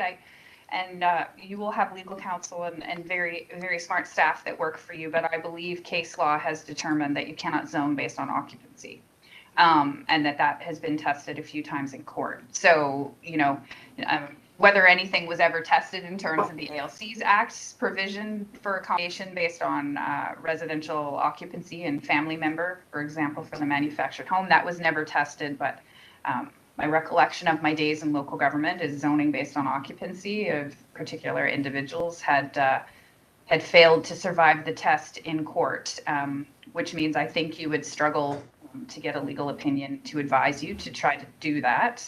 Perhaps my first comment, but I'm not a lawyer, and I know you probably have great resources available to you to run that past.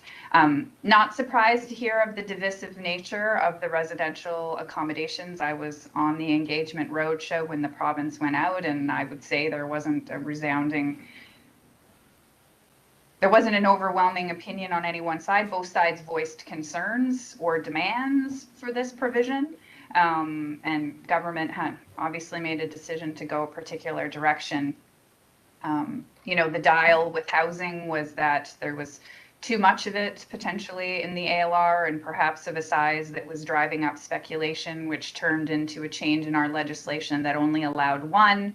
that then resulted in a dialogue about that, you know, not supporting those that required a little something, would be probably how I would describe the engagement, and the feedback the province received. And at the end of the day, they came down with a decision. The commission didn't, you know, was public about not necessarily thinking the legislation needed to change, but this is the rule and the accommodation that's provided for. I mean, I'm not sure it's any different in terms of consistency across the province, because those municipalities that I know don't provide for an additional residence and didn't provide one before for farm help, everything had to go to the commission. You know, no one local government was consistent before the regulatory change with respect to the housing landscape. But I can appreciate that it's a challenging one. And I think the commission will be challenged in scenarios where some residences are used for revenue and then there's still this demand for more housing. And I'm not sure what they're going to do when faced with that pressure on application. But I appreciate your attempting to tackle it. If there are particular questions that your staff might have about whether or not there is some bylaw language we are or aren't familiar with, you know, happy to take a stab at looking at that and seeing if we can provide them something, as well as the ministry's agricultural land use planning staff. So, you know, happy to be engaged in that conversation if your staff want to reach out. But I think zoning based on occupancy would be a struggle. Thank you, Ms. Groot. I'm just taking a quick look here. I have problems seeing the board room. Director Pendergraft, is there anyone in the board that is? No hands at this time. Thank you. The one question that I should make sure I have an answer for was the question on the non-food crops. I know I'll get a phone call on that one before the day is out if I don't get an answer there. So is there any movement to change the status of farms that aren't growing of food crops? Well, I'll just have to say, not that I'm aware of. You know, our legislation defines what farming is, which is the growing and raising of plants and animals, and that's fairly broad, and then cross-references to what's in the Farm Protection Act. So, I mean, that would take a government initiative. You know, we heard concerns when cannabis was coming down about food versus non-food crop, but of course horticulture is probably the largest contributor to GDP in the ALR, and that's not food related. So I'm not aware of the ministry looking at that. If local governments wanted to, you know, table that as a bit of a response to government on your interest in food security and food sovereignty, you know, you're welcome to do that. It's just not something the commission has within its power because we're unable to change our legislation. And it's two pieces of legislation that talk about what farming is that we're bound by. Thank you very much. Yeah, that will satisfy my concerns here. Okay. And once again, I thank you very much. A very important commission that you're involved in. I look forward to opening a dialogue on a few items that I think could possibly work good for us. Once again, thank you for being here, and hope to see you again soon. Good luck with the rest of your meeting. It was a pleasure seeing you all. Thank you for the invitation. Thank you. With that, we'll move on to the second item, item C, South Okanagan Sub-Regional Growth Strategy Bylaw Review. CA O'Neill, would you please? Thanks, Mr. Chair. We're going to turn this over to Mr. Garish. He has a presentation. I'll just remind committee that this applies to the Okanagan Valley only. It does not apply in the Similkameen. Regional growth strategies are not a regulatory requirement for regional districts, but once you have one, then you're required to follow, to maintain it and to follow the legislation around regional growth strategies. And one of those is that we do a review every 5 years, which is the process that we're in now. We established our first one back in 2010, and this will be the second review. I mean, mostly our interest in this is the growth areas. That's where the discussion is going to be around, is where we encourage growth to occur in the valley. And there are some issues, some different opinions on how we want to manage that. And Mr. Garish is going to present on some options that the Technical Advisory Committee has been discussing with regards to where growth should occur in the South Okanagan. So we'll turn it over to Mr. Garish, Mr. Chair, and he'll take you through it. Thank you, Mr. Newell. Mr. Garish, please.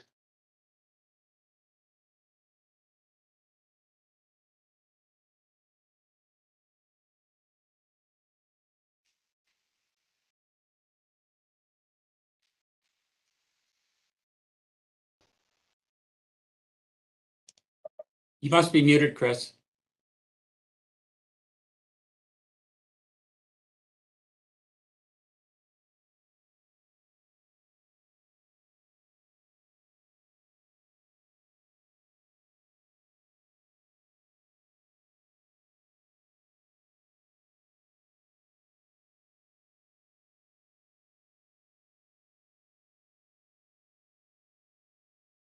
Mr. Garish, are we?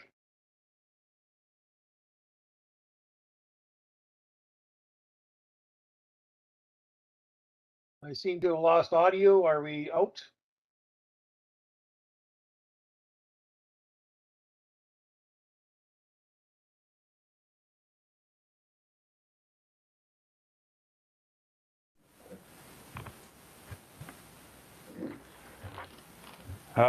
Can you hear me now? We can hear you now, sir.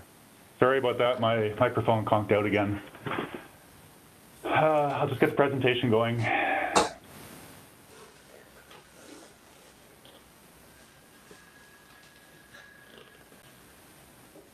Your audio's down, sir. No, I'm just getting the PowerPoint back up again. Are you still able to hear me? Yes, sir. Okay, great. So sorry. So just providing some brief background context here for the benefit of the board. Just a reminder that the regional growth strategy was initiated in 2004, and it took 6 years to draft and get through to adoption in 2010. April 1st, no joke, it was implemented. So the participants include Penticton, Summerland, Oliver, and Osoyoos, as well as the South Okanagan electoral areas, A, C, D, E, F, and I. The purpose under the Act for the RGS is to promote human settlement, which, as the CO indicated, is probably the part of the bylaw that we use the most, and to ensure that human settlement is socially, economically, and environmentally healthy and makes the most efficient use of public facilities and services. So further to that, the human settlement and land section, or land use goal, is the one that we do use the most. It's accompanied by the growth management map. The one that's shown here in the slide is the original one from the 2010 version of the bylaw, and it established the primary and rural growth areas, which, again, for the board's benefit, those include as primary growth areas, which are the red stars shown on the map. I'm just trying to highlight them. The member municipalities, as well as OK Falls.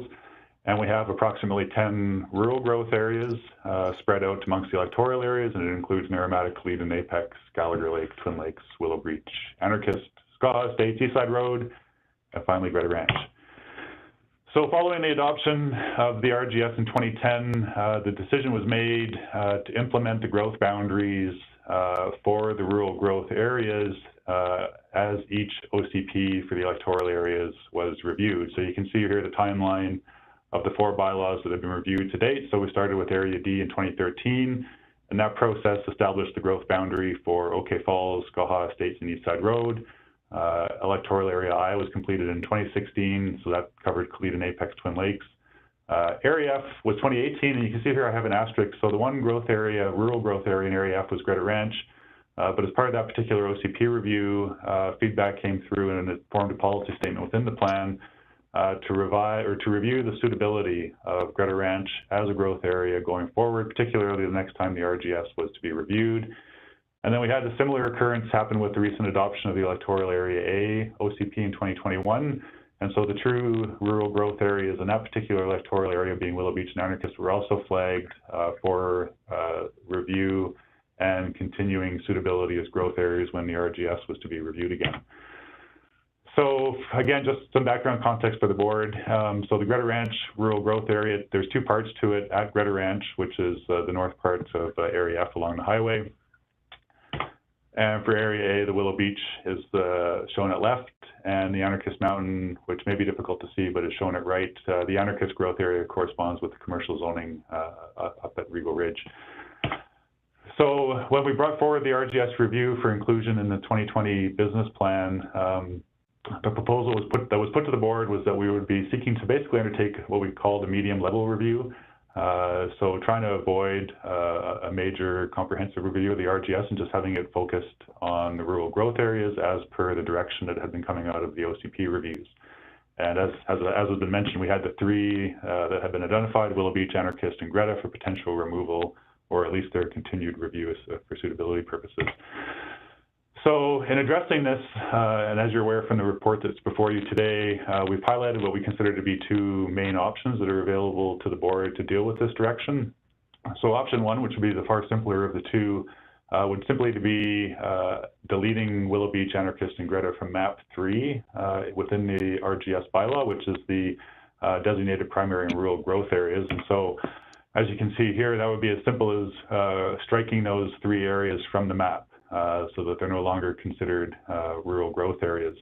I know over discussions in the last 2 years that there has been references to other areas. I know Twin Lakes has been referenced on a few occasions. And I think in the proposal as well, we're querying if Skaha Estates and Eastside Road could not be considered or consolidated with the OK Falls primary growth area, given some of the discussions that are potentially occurring around incorporation. As I mentioned, option one would be by far the simpler amendment. It might even qualify as a minor amendment to the RGS.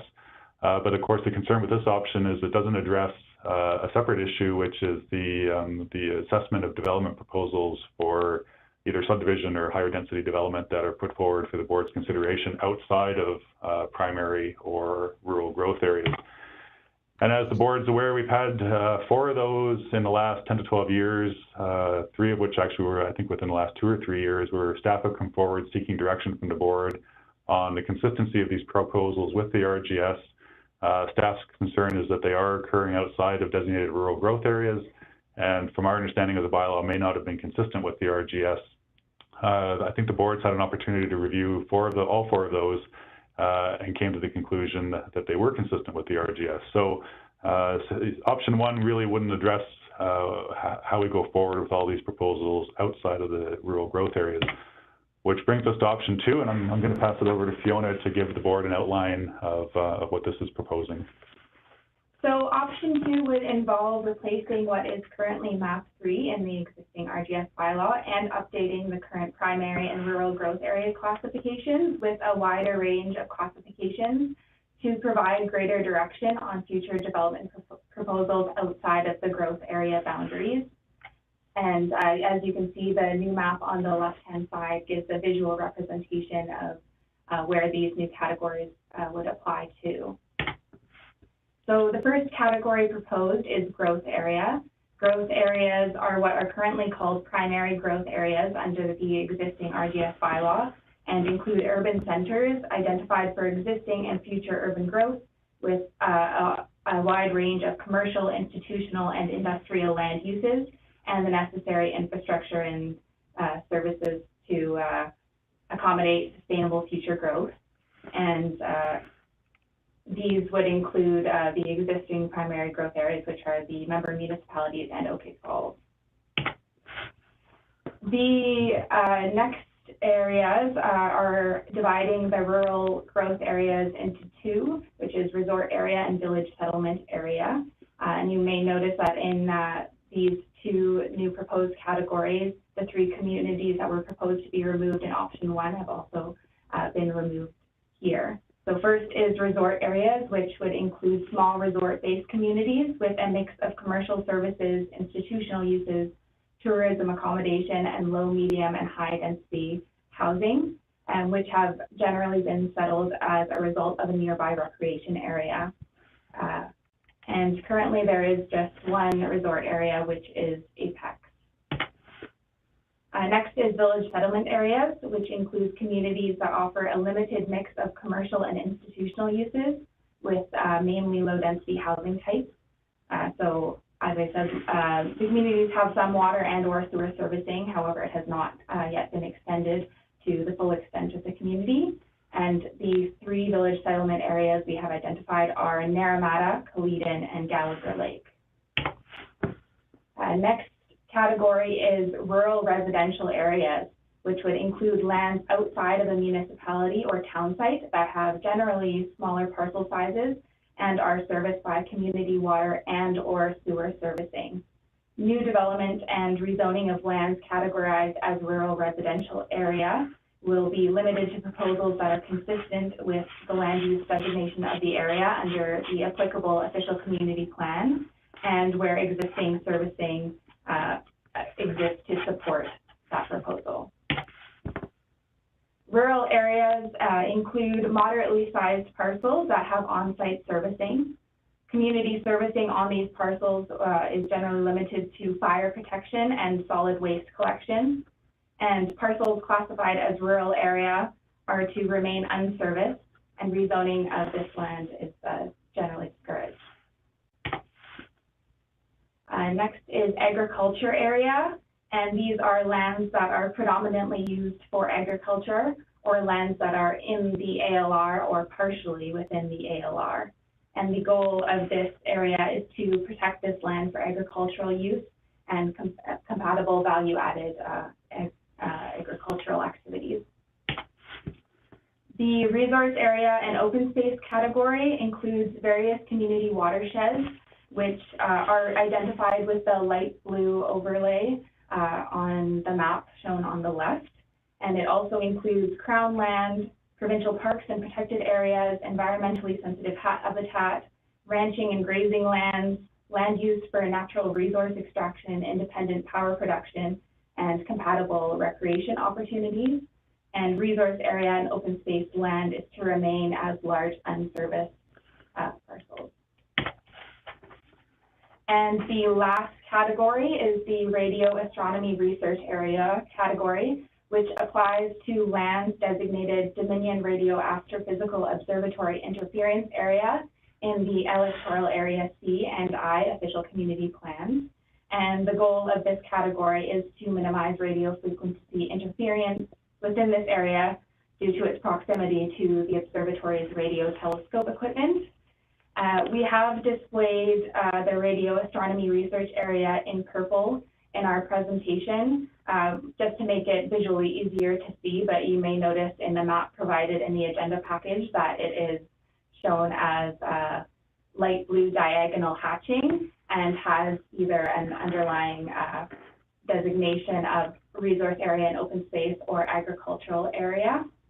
And we are proposing that the radio astronomy research area policies would take precedence over the underlying category, and that should any land seek to introduce a new land use category other than agriculture or resource area and open space within this area, it would require an amendment to the RDS bylaw. However, at this stage it is just a proposal and is still under review.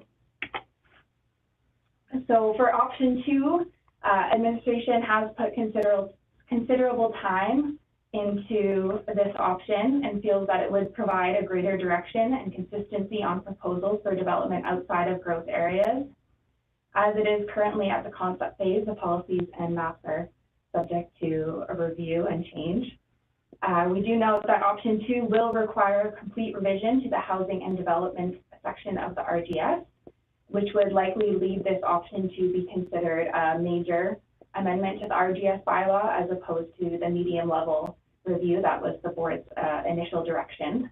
And we have also identified that option 2 would require amendments to the community profile, growth management, local area policies, and infrastructure and servicing sections of the South Okanagan OCPs. And so going forward, the next steps based on the board's direction today will include preparing an RDS amendment bylaw and also preparing the supportive OCP amendment bylaws that I just mentioned and presenting these amendments to C&D. And we will also be organizing presentations to municipal councils and also initiating our public engagement process which will include a series of public information meetings throughout the South Okanagan, which Urban Systems, our consultants, will be assisting us with. Yeah, so in summation, there are two options for the board to consider, and administration is seeking the board's direction on how to proceed with the RGS review. And I just want to thank you for listening to our presentation, and we are happy to answer any questions that the board may have. Thank you, Fiona, Chris. Are there any questions? Director Roberts, please.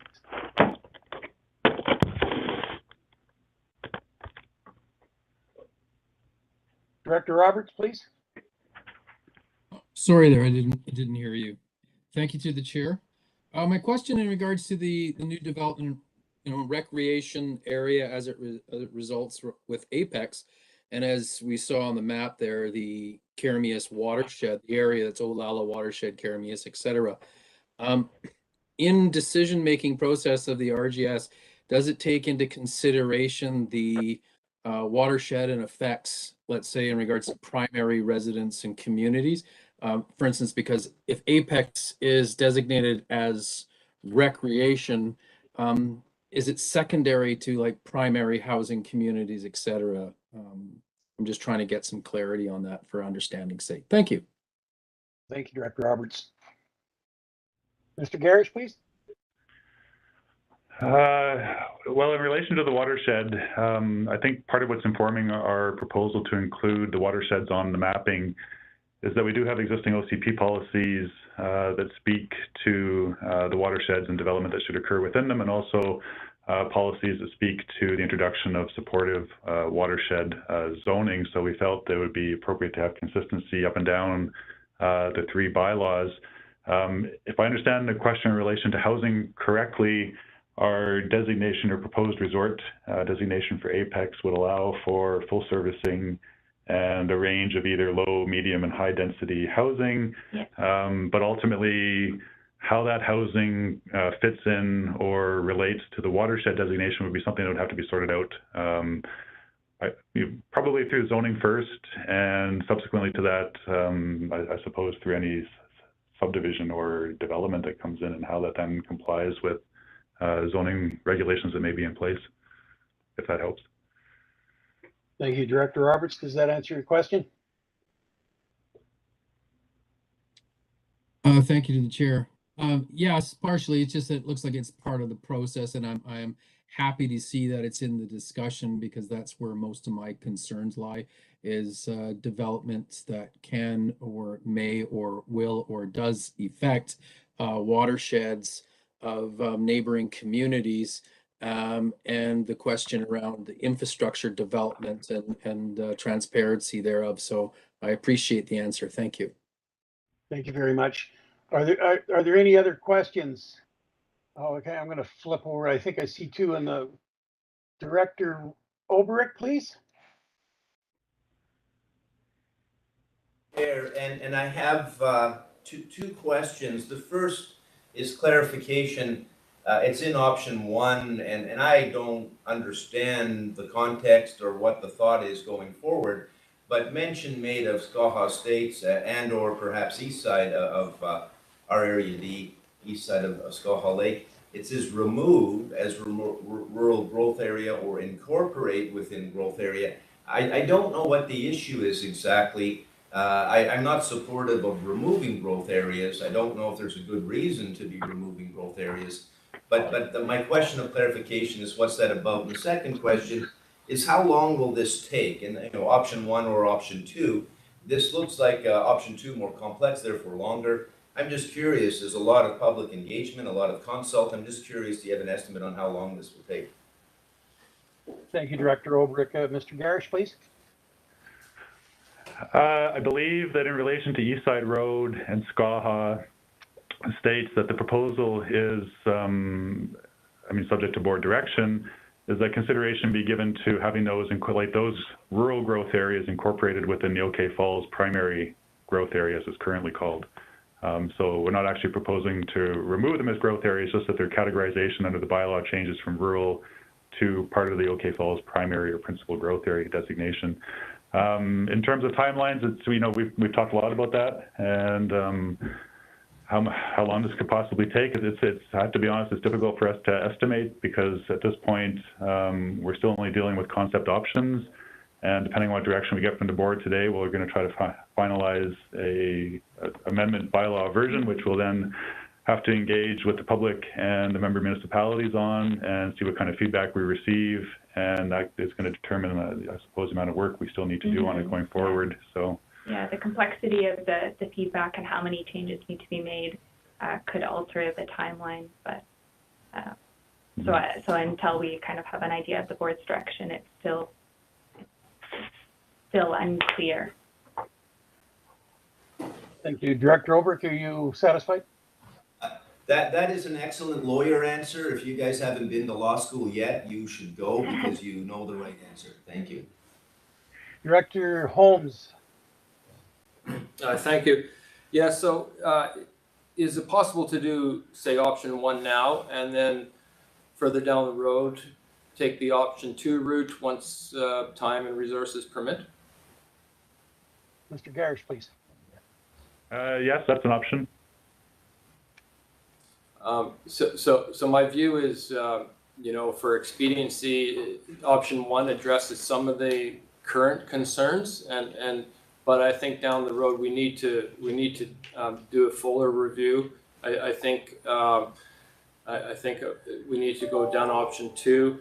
I have a problem with this blanket statement that growth areas comprise the incorporated municipalities, because that's not really accurate. I think most municipalities, maybe all of them, have their own growth areas within the municipalities. And so Summerland, for example, the majority of the land base in Summerland isn't a growth area at all. And I think that needs to be reflected in the regional growth strategies, that the municipalities have their own growth areas. So we can't just look at every municipality as a growth area. And so there needs to be greater integration, I believe, between the municipality growth areas and OCPs and the regional growth strategies. And that might require the board having to approve municipal OCPs, but we just did that with Osoyoos recently, so I don't see that as a big issue. But we need to address leapfrog development and development right along municipal boundaries, because and the only way I can see us doing that is by integrating what the municipalities are doing and what we're doing here. Thank you, Director Holmes. Mr. Garish, please. Sure. We have had that discussion at the TAC, and I'll pass it over to Fiona to give some context on that. We have included a policy statement in the growth area policies that states that we encourage the member municipalities to include a growth area boundary within their official community plan bylaw. And part of our thought process behind drawing the full municipality on the new proposed map that was shown on the slides was so that the municipalities would not have to do an amendment to the RGS bylaw anytime they did want to make changes to that boundary, and instead we could just update during these 5-year reviews of the RGS bylaw as we go. Thank you, Fiona. Director Holmes, does that satisfy your question? Yeah, I just think it has to work both ways, though. I mean, it's fine for the municipalities to know what the regional districts or the regional what we're doing regionally, but it has to go both ways. Director Gettens, please. Oh, sorry. Yeah, go ahead, Director Gettens. I'll come back to Director Monteith. Thanks, Chair. It's more of a question. I actually like this idea that Director Holmes just shared about going with one option and maybe looking at a more in-depth review when there's more time and resources, and just recognizing how backed up the planning department is and seeing how much is going to be with public engagement. Is this something that can be contracted out? Like, is there a service that can help lead this for us, or does it have to be done in-house? Mr. Garish, please. We actually do have Urban Systems under contract to assist us with the project, and we have been working with them on the 2 options to date. Although admittedly, a lot of those options were developed internally. But when we move out to the engagement process with the member municipalities and the public, we are certainly looking to Urban Systems to help us with that process because, yeah, we are short-staffed and it would be difficult for us to do it with available internal resources. Okay, thanks. Just as a follow-up for that, I think that's a great approach just because I know we know how important it is and there's obligations because we've taken on this project, but from a citizen point of view, I don't have a lot of people knocking down the door wondering about the updated regional growth strategy. So if there's a way to keep that as a contracted service, I think that would be really helpful for citizens that are waiting for things. Thank you. Director Monteith, please.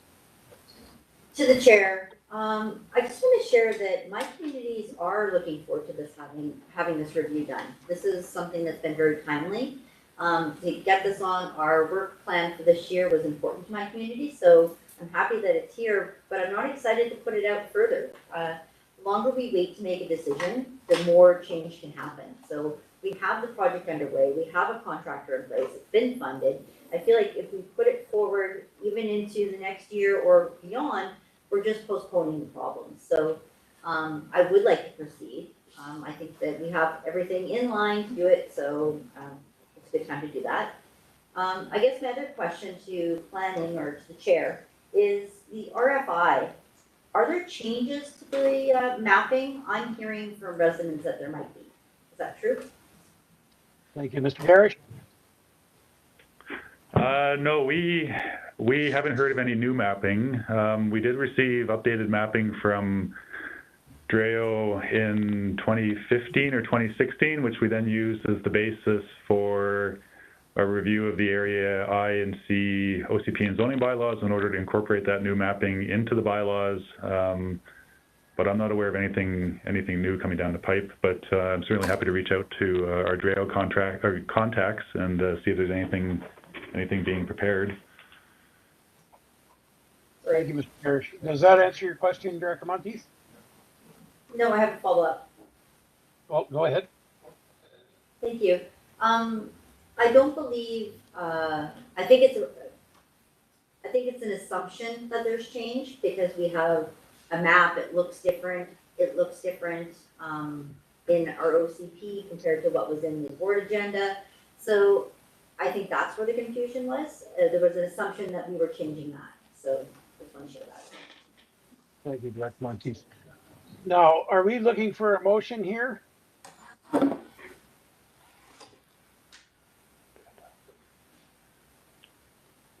CAO, is there a motion that needs to be made here, or do we carry this forward as information?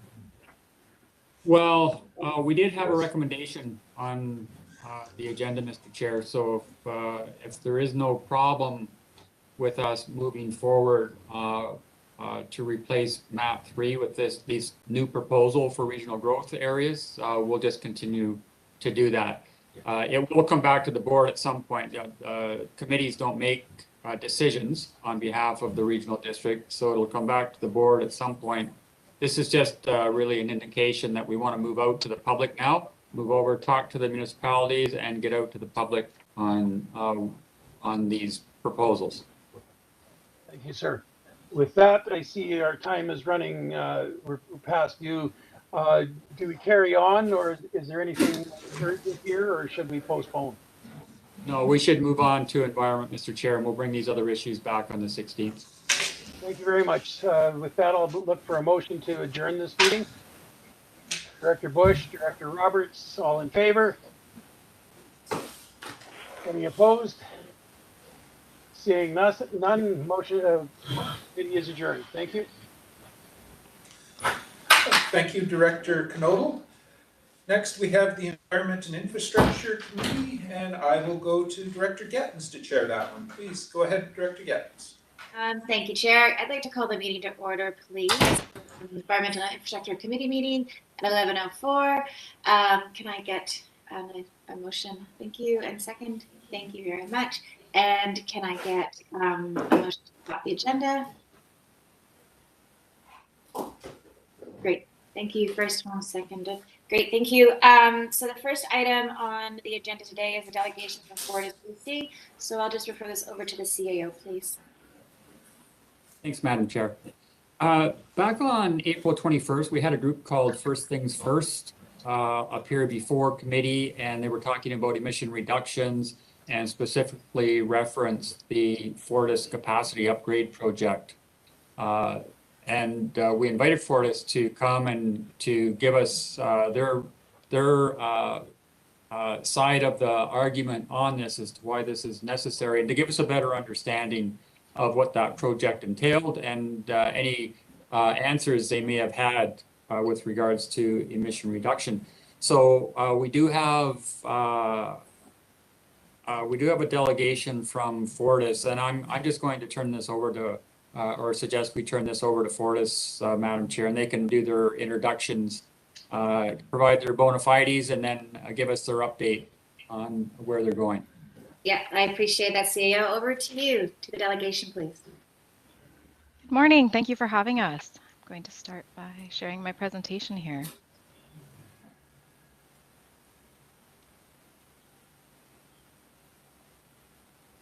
Okay, sorry, it's just taking a moment.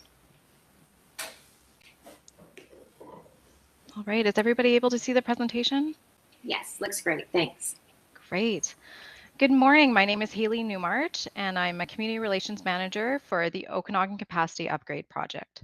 Our team is here today to present on the Okanagan Capacity Upgrade Project, and we would like to thank the Regional District Okanagan-Similkameen Board for having us. Before we start into our presentation, we would like to begin by recognizing the land on which we gather today is the unceded territory of the Syilx people.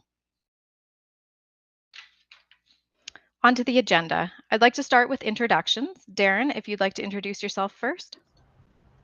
Yeah, thanks, Haley. I'm Darren McElhinney. I'm the Senior Project Manager for the Okanagan Capacity Upgrade Project. Thank you. Salman?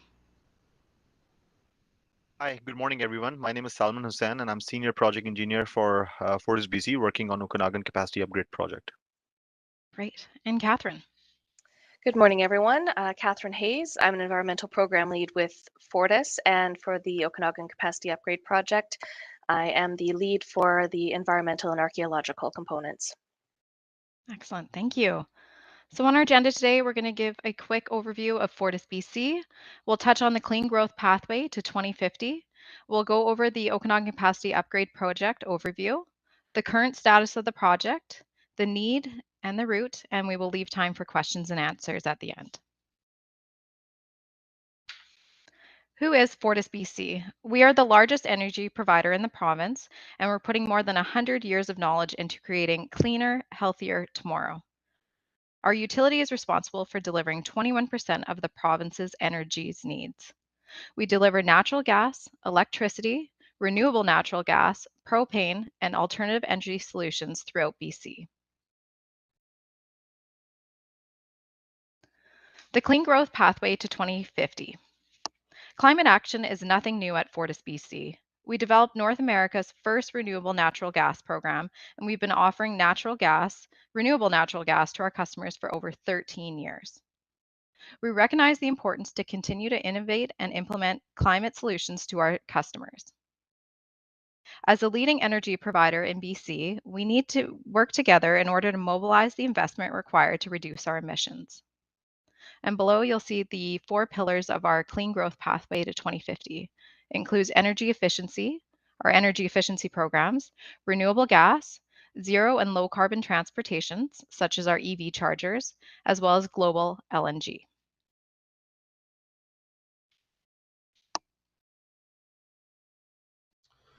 Okay, thanks. Good morning, everyone. So the OCU project is a 30-kilometer extension of our existing 16-inch gas line, starting from the Ellis Creek on the east side of Penticton, running north to just beyond Chute Lake.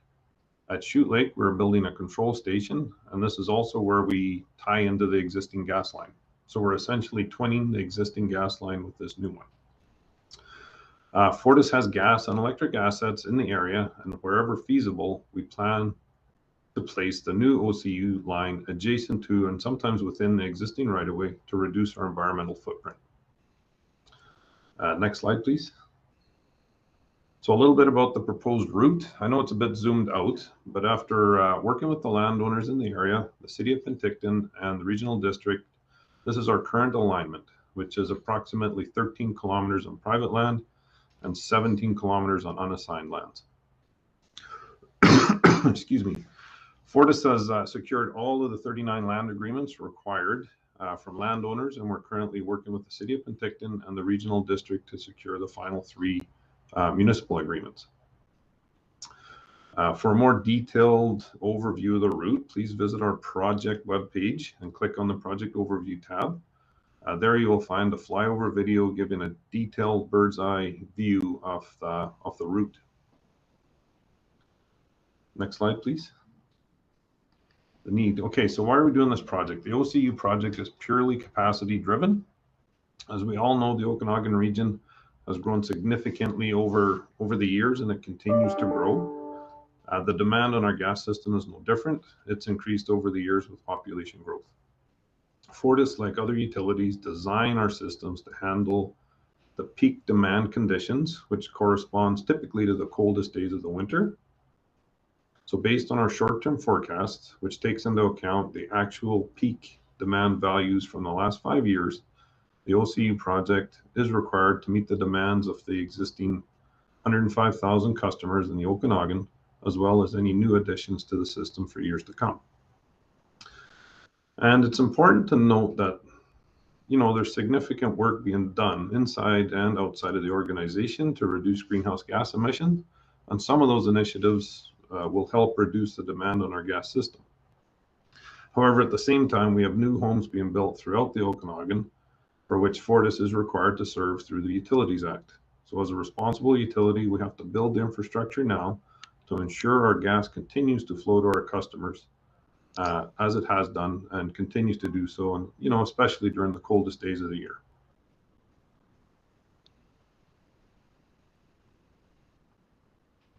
Thanks, Darren.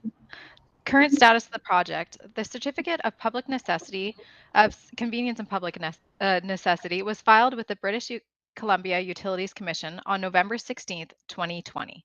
The BC Utilities Commission has currently adjourned the CPCN as we continue to engage with Indigenous communities.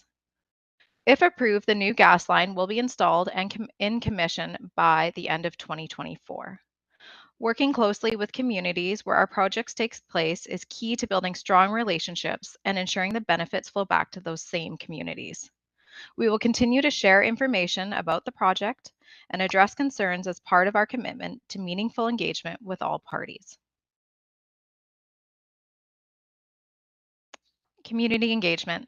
FortisBC puts in a lot of value and focus on being transparent to communicating its project to the public. Engagement happens in many ways. We have provided updates via social media, newsletters, advertising, and personal letters, as well as updates via the project website, as Darren mentioned, www.talkingenergy.ca/Okanagan.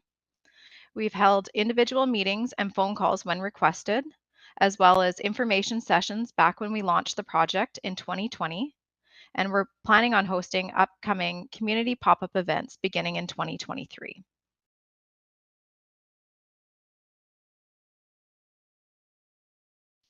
Thanks, Haley. I'll be speaking to the archaeology and environmental components of the project. As a part of the pre-construction and permitting work for the proposed project, including the BCUC application, an archaeological overview assessment, or AOA, was completed, and an archaeological impact assessment is currently underway. Indigenous communities have been invited to and have participated in the process. We understand that the currently available archaeological potential model for the area likely does not accurately reflect the actual archaeological potential in the area, and as such, we're relying on the information provided to us by the Indigenous communities and our archaeological consultants to identify the areas with higher potential to direct the focus of our archaeological field activities.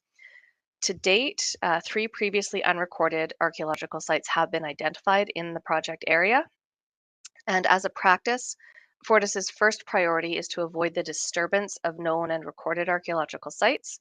In the case of the sites that have been identified so far, the proposed project works can avoid the sites. Next slide. For environment, similar to the archaeological components, an environmental overview assessment was completed at a mostly desktop level, to identify potential environmental sensitivities in the proposed project area.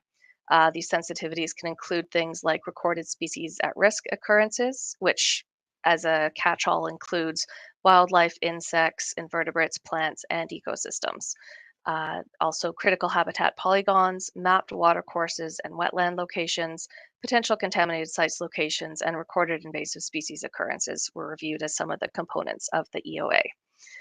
A pre-construction site assessment was completed to identify the habitat features and components in the field and to record the presence of wildlife and invasive plant species occurrences. Mapped watercourses were also ground truth for their presence, and unmapped drainages and watercourses were also identified through the pre-construction site assessment. Additional studies more specific to watercourses and fish habitat, as well as snakes and snake habitat, have also been completed. And as the proposed project moves forward, additional studies will be completed as needed to make sure that we understand what the environmental sensitivities are, where they are, and that will allow us to prepare plans to mitigate potential impacts and complete restoration.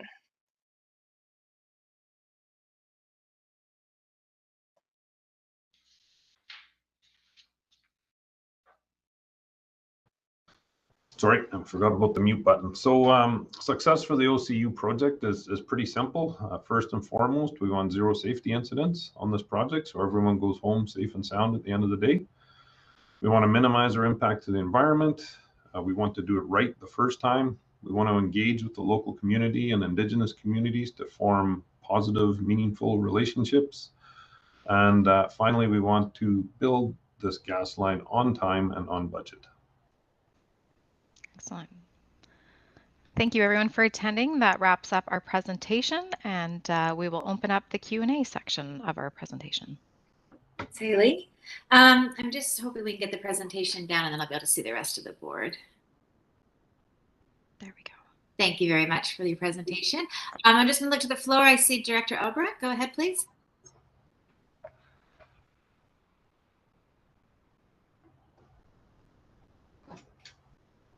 Director Albrecht?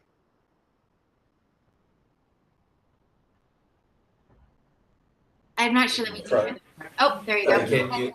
Yeah, the boardroom appears to have been muted, Chair. Thank you to the Chair. Thank you to the delegation for the presentation.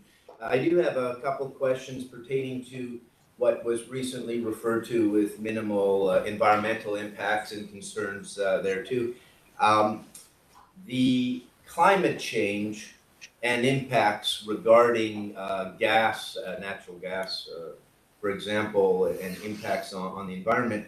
At the Local Government Leadership Academy conference on, I think it was Wednesday, April 6, 2022, just recently, Fortis member Siraz Dalmir spoke to the room, and he commented on something that caught my ear about, I think, 30 by 30 and getting into clean energy, and how Fortis understands that you're in the business of providing energy, not doing harm to the environment, not necessarily. And he spoke to the importance of this initiative. And there's a lot I don't know about hydrogen, about other kinds of energy that might be clean. And I wanted to hear specifically what's being done to address that, and then specifically how this expansion may be part of that effort to minimize harm to the environment and impact climate change. Thank you. Thanks, Director. Haley, I'll look to you for direction on who should best answer that question, please. You're on mute, Haley. Thank you very much. Well, thank you very much for the question. So our 30 by 30 initiative is to reduce greenhouse gas emissions by 2030. So we've expanded on that with our clean growth pathway by 2050. So what we're trying to do is we're trying to even project further as we are coming close to that 2030 benchmark and reducing our greenhouse gas emissions by 2030, we want to start planning further ahead and to be ahead of that curve. So what we're doing here is we're helping with energy efficiency programs right now. So we have our demand side management programs, and we're offering rebates to customers for putting in higher energy efficiency appliances in their home, building higher step code levels with their homes. So energy efficiency is one of our main pillars for reaching those targets. Another main target is the renewable natural gas. So as I mentioned, we currently have 13 renewable natural gas operations feeding into our natural gas line. We would like to sign on at least another 5 to 10 this year.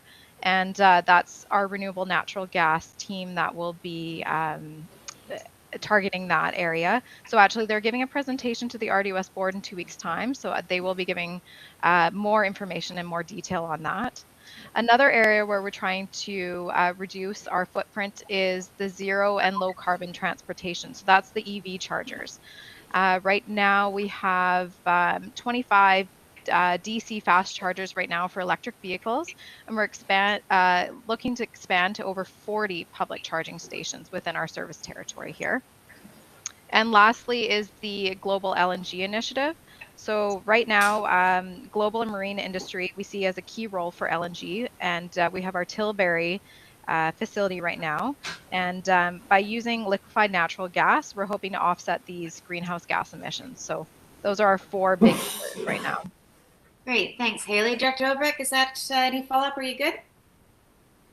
Well, that's wonderful. I'm looking forward to the next delegation, but the follow-up, 25 to 40 EV chargers, are those grants that you're offering?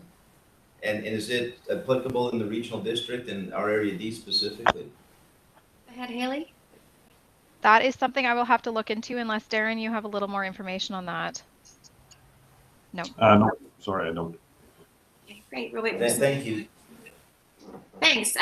Director Roberts, please. Thank you to the chair, and thank you very much for your presentation. Kind of a follow-up from Director Oberich, and it's more coming from, let's say, the understanding of the citizen, and myself being a citizen confused, talking and discussing things with my neighbors. And I use this as kind of a template for in regards to your twinning. We have a gas line on my little street that has a dead end.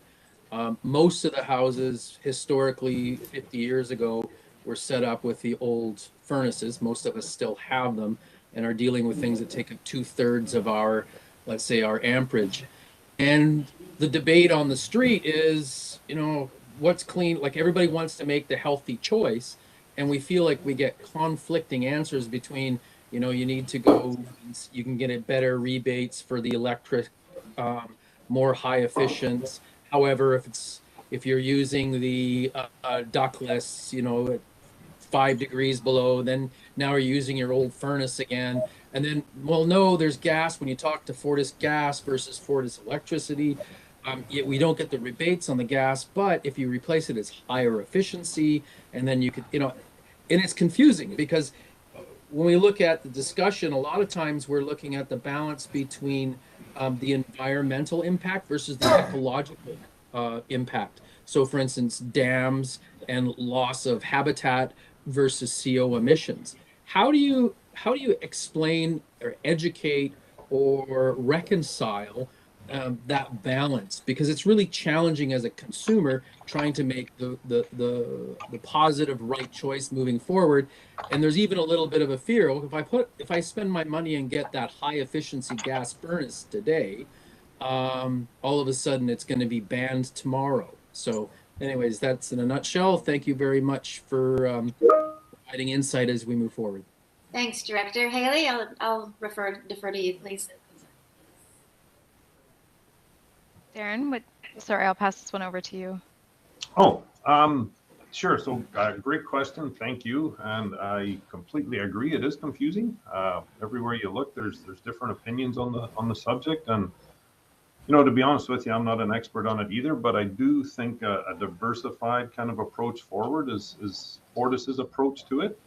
And I'd hate to speak to it right now because, again, I'm not an expert on it, but that presentation in 2 weeks, I think will really help clear up at least Fortis's perspective of how we can get there moving forward. Great, thank you. Is that okay, Director Roberts? 2 weeks? Excellent, thanks. Just going to do a quick check in the boardroom to see if I'm missing any hands. No, oh, Director Yes. Holmes. Thank you. Yeah, thank you. So just a question on the Okanagan Capacity Upgrade Project.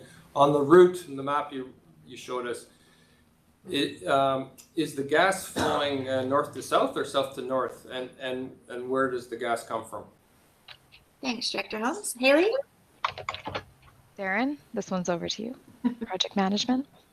I think I'm going to actually shift this one over to Solomon from All right. engineering. Yeah, no, for sure I can answer that one. So the gas line is flowing from south to north, starting from our Alice Creek control station in Penticton, and we are tying it off into our existing line just beyond Chute Lake. And the gas is flowing. It's an existing line, and then we are twinning it to our existing Burpon line. The gas supply is from Oliver control station. Thank you. Director Holmes? I don't think there's any gas in Oliver that you're digging out of the ground. So where does the gas come from? So the gas comes from our gas suppliers, Enbridge. They supply gas to their custody point, and from there we take on the gas and transport it back through our pipelines. Thanks. Anything else, Director Holmes? Yeah, if I can move on to another question, if I may. So you mentioned that Fortis is required to service new customers through the Utility Act. Could you elaborate on that a bit? So that means if a new subdivision is built in Kelowna or wherever, you are required by law to provide gas to those new additions to the system? Great, thanks, Director. Haley, you should take it. I'll pass that over to Darren. Thank you. As I understand it, yes. Again, that's not my specialty, but as I understand it, yes, all customers have the right to make a request for service, whether it be gas or electric. Thank you, Director Holmes. No, that's fine, thanks. Okay, thank you. Any other hands in the boardroom that I'm missing? Great. Not that I can see. Thank you so much. I don't see any other hands up here either on the screen, so I just want to thank you very much for your presentation. It was really insightful and helpful. I'm looking forward to a couple of weeks as well. So thank you for coming. Great. Thank you so much for having us. Good day. Thank you. If there's no further business for this committee, I'll ask for a motion to adjourn.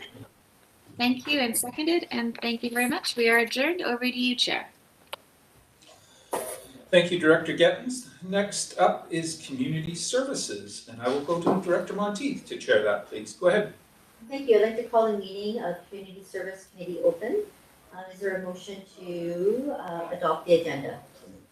First, second, all in favor? Motion carries.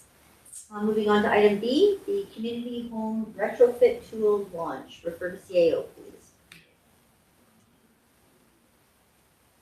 I think that came over to me, Madam Chair. I didn't quite hear it, but I think I got that.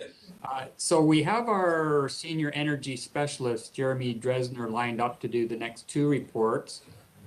So this first one is on residential reduction of greenhouse gas emissions and energy efficiency. And Mr. Dresner is going to talk to committee about what we're doing in order to facilitate that.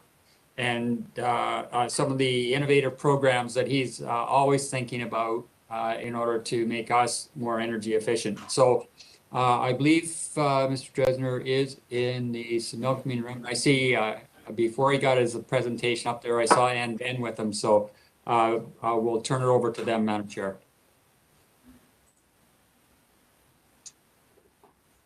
Go ahead, please.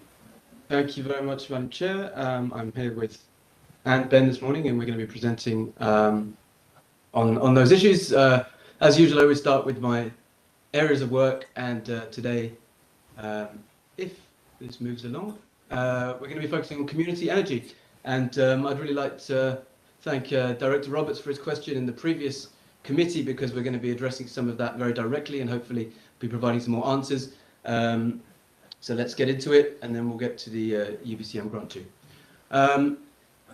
Really happy to announce that we're launching a brand new software partnership with a company called Properate, and the aim of this is to provide more impartial information to homeowners so that they can come up with some of those answers that Director Roberts was seeking about how best to go about making their homes more efficient. And there's some key features of this pilot: a regional energy efficiency map, home energy reports, and a regional connections page.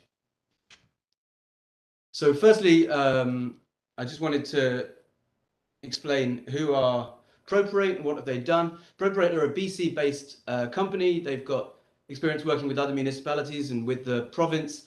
They are specialists in building science, and we put together a lot of BC assessment data with their AI, and they've created a coverage for all of the electoral areas and 6 municipalities, and they've mapped 26,000 single-family homes and given them an equivalent EnerGuide rating. So this is all available right now on the web if you want to go to their site. This is all created with publicly available data. This is an energy map of the region. If you can kind of make out the large population areas from this still, you can see that certain areas have more efficient homes, certain areas have less efficient homes, and this is really the very top level. You can then zoom in and you can get down to some serious detail in terms of a street level, and you can look at your own street and compare yourself to your neighbors and compare your street to neighboring streets. And it's a really exciting tool. This is a first in British Columbia that any organization has had this level of detail.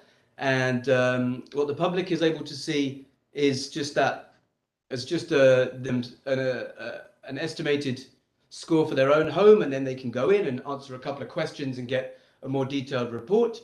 But what this gives us as a regional district is a lot more data behind the scenes as well. For example, I saw these are all the homes in the region on the graph on the left. Sorry, it's a little bit small, but that's the age of homes in the region, and then some built before 1952 as well. You kind of baked into that first column, and so these are the least efficient homes, and you can see which ones are the least efficient with the graph on the right. So anyway, it's just a very small example, and this is available to all the municipalities as well. We can really get into detail, and solving problems starts with understanding what the problem is and addressing the data gaps. And I feel this has been a big contribution to that.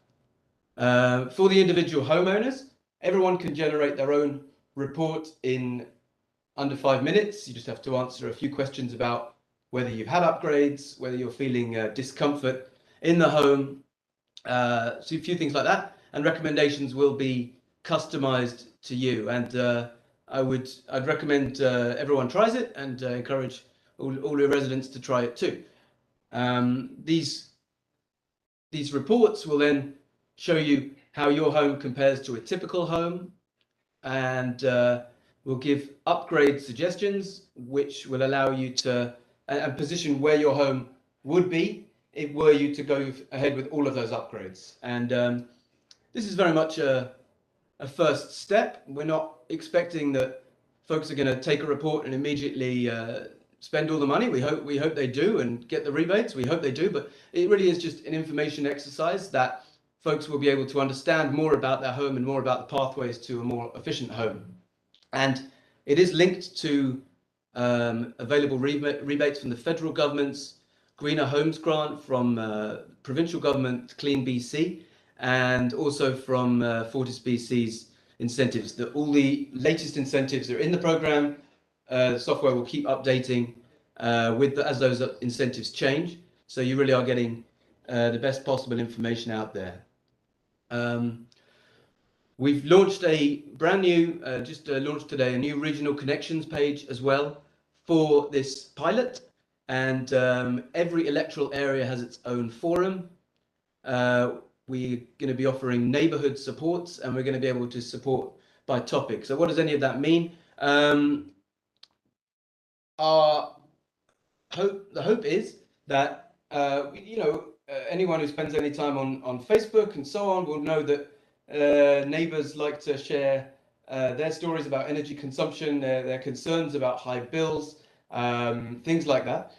So this is really a chance to have those conversations in the same place and see if you and your neighbors are on the same street, your homes were maybe built at the same time, maybe you're facing the same trouble at the same time. And if so, there's a good chance that there's economies of scale by partnering with your neighbors in addressing some of these. So we're piloting that neighborhood support. If 3 or more neighbors are facing the same issue, we will be able to see about what we can do to offer support to them as a group and find economies of scale. And we'll also be able to offer support by topic. So if a lot of folks are interested in heat pumps, we already ran a heat pump collective community incentive, which added a top-up incentive, along with City of Penticton and District of Summerland earlier in the year, where we will continue to offer that. So if more than 3 up to 50 members of the community all want to get a heat pump incentive and combine that, there's additional incentives on top, and I'm happy to facilitate that. So it's launching today. It's really exciting. I will leave time for questions at the end, but we're going to roll straight into our next topic as well, and then have time for questions at the end of it all. Oh, I missed the last slide. Yeah, this pilot will have ongoing enhancements. For example, we did just get a whole new bunch of data from BC Assessment for last year, so we'll be adding that as we go and responding to feedback to improve it. And yeah, this is a pilot project running into 2023. More details are online at the RDOS website right now. Anyway, sorry, moving on to the UBCM Community Emergency Preparedness Fund, and Anne will be joining me on this presentation about extreme heat risk mapping and planning. So we all know that there is a heat threat in the region. We've had extreme heat events. So we're going to be going through what the current state is, what is changing, what opportunities exist to address these changes, and how we can collaborate for success. Extreme heat is has the highest number of deaths associated with it out of any natural disaster in Canada. And if you can see the images, the lines in yellow represent communities close by here. So we've got Ashcroft, Kamloops, Lytton, Osoyoos, and Warfield, and these are the highest daily temperatures that are in any given day. And as you can see, from 2011 to 2018, it's on an upward trend, and the highest temperatures we receive are significantly higher than other areas of the province. Now, telling you it's hot here is not news to anyone, but these are extreme temperatures when you get into these kind of areas, and as you can see, the upward trend is making it ever more dangerous. Of course, 2021, we all experienced the heat dome. There were estimated 740 excess deaths across all of British Columbia. The BC Coroner's Service has attributed 595 deaths to BC out of that 2021 heat dome event, and you can see on that graph the spike that heat dome caused, and 64 of those deaths were sadly in this interior health region. This is many ways of looking at it the largest tragedy in recent years, certainly in a single event, and we have an opportunity to start doing more about it. I'm going to hand over to Anne to speak to the next slide. Thanks, Jeremy. So there were some common factors around what affected certain communities, and looking at the age, mental health, and social isolation of individuals, that sort of led to an increase in risk for some of the patients that died.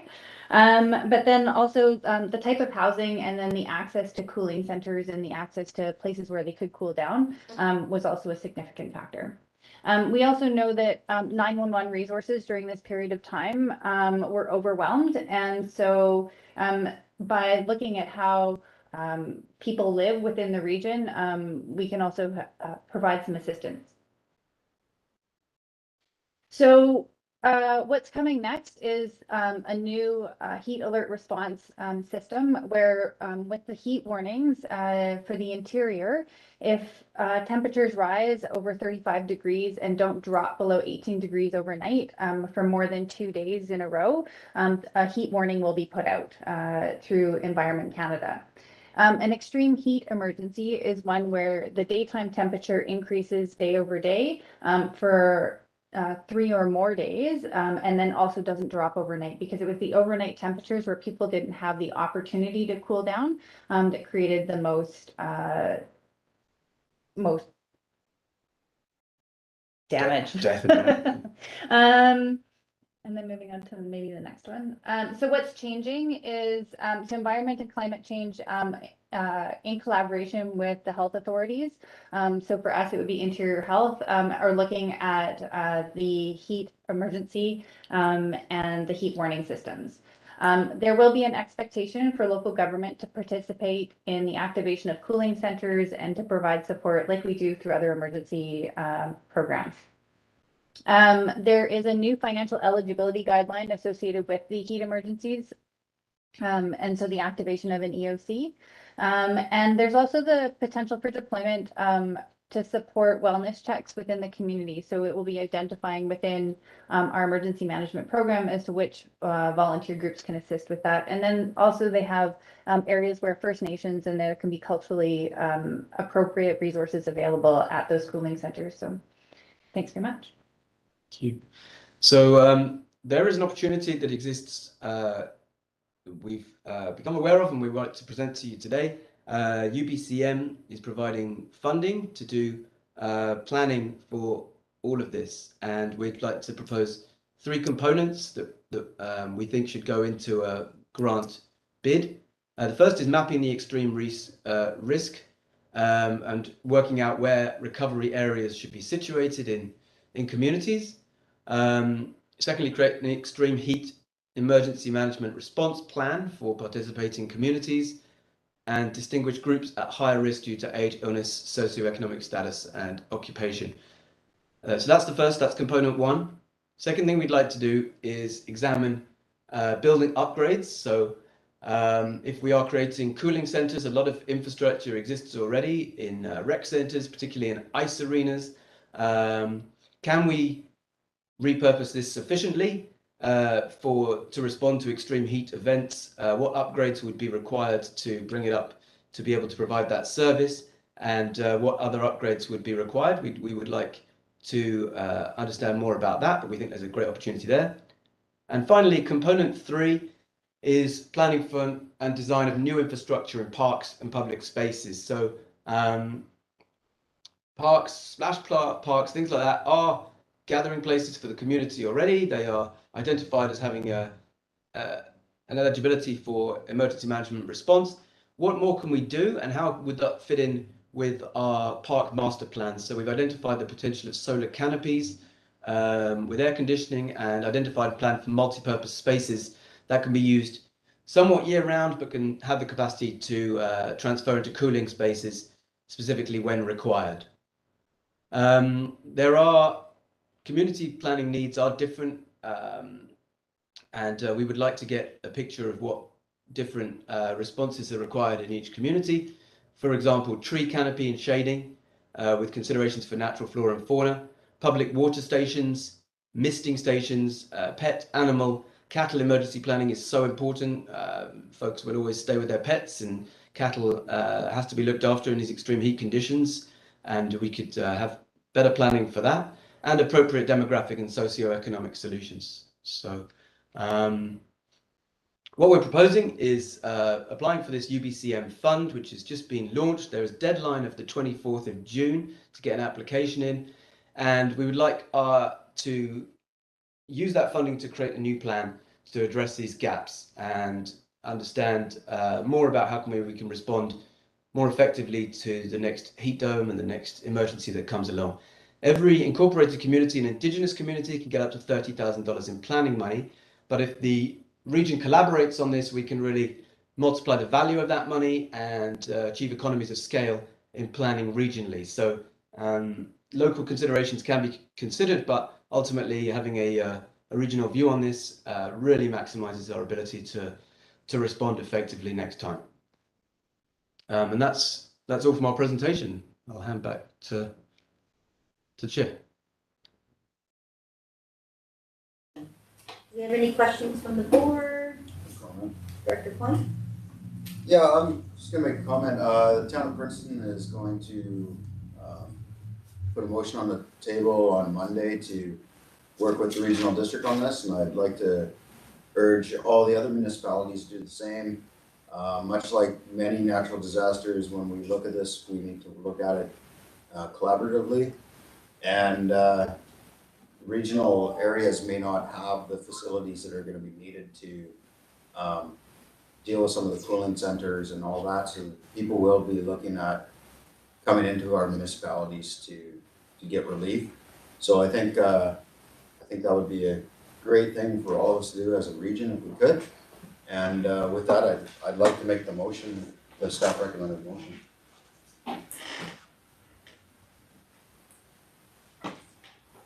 Thank you, Director Coyne. Director Roberts? I'll second. I was seconding, plus I have a comment. Sorry, you were seconding Director Coyne's motion? Any other discussion? He said he had a comment. Oh, sorry, you have a comment? Yes, thanks. Just a small point. So I opened up the map to take a look at it. Thank you very much. It was very easy to find in connections. Interestingly enough, my street we're having the conversation, only 4 of the residents of the 8 show on your map. So anyways, thank you. It looks really good though. Just a note for the directors that are on the screen, we can't see your faces for most of you, so if you have a question, if you could speak up or raise your hand. Anybody else with a question? Comment? Can vote? Can vote. All right. No further discussion. I'd like to call the question in order. So I'll have a vote on the motion. All in favor? Sorry to interrupt, Chair. Sorry to interrupt, Chair. Sorry. There seems to be something wrong with cameras and that nobody is on. So could you just remind everybody if they are opposed, if they could just use the electronic hand to signal that, please? Or speak up. Okay. Anybody opposed? Raise your hand or speak up, please. I have one hand's up. That'd be off. Oh, I can't see the bottom of the screen. Too short. Is that Danny? There's no hands up. Okay, no hands up. All right, motion passes. As there is no further business, I guess we can call this meeting to order. Adjourn. Adjourn. We can do it again. Move. Moved, second, all in favor? Now we do have a speaker, do we not? At 12. Yes, we do have a lunch speaker coming. I'm thinking they'll be here right at 12 o'clock. So I believe lunch is here for those in the boardroom, and those at home, grab your lunches and get back to your computer screens. And when the speaker shows up, we'll give them a quick intro and get started. I'm going to just mute it.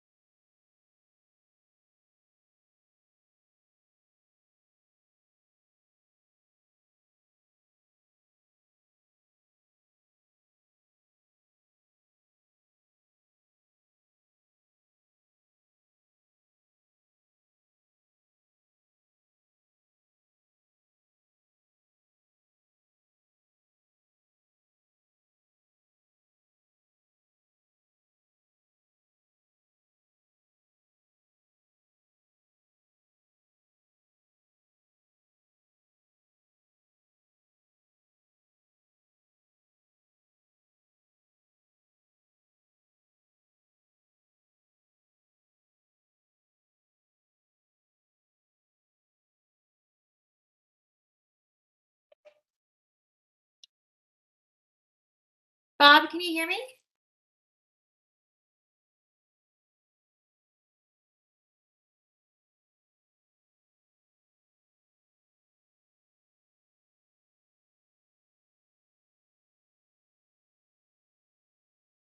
So she missed the meeting. Director Dent, can you hear us? Oh, yeah, I can hear you. I just wanted The properties right beside. maybe. The properties right beside me. Yeah. I don't know that I could do that dive for very long. Stick with that kind of a. You wanna drive it? They designed, so she's talking about the original application, and I didn't support the original application, and neither did staff. The applicant did go back and revisit, redesign. and make sure that The new design accommodates the swim shed, all the, they're gonna do zero escaping, so that room for no on their parking lot. Oh, yeah, full exposure. It's not a matter of, I mean, it comes out. Just yield to lead. I can't support it. Sharing those things. You gotta get more information on that. Yeah. Introduce myself, it's really cool. We're actually, James, it's their services that are in a position for us to want. And if we keep telling community. Glad you're here. What they say. It'll take you a few minutes to get I set don't up and think then that's go to correct. That's proper. read the bio of it and we'll let you get started. Sure. Just tell me what you need and when you need it. It's got stuff that you I guys know should it's be a using. site Yeah. specific.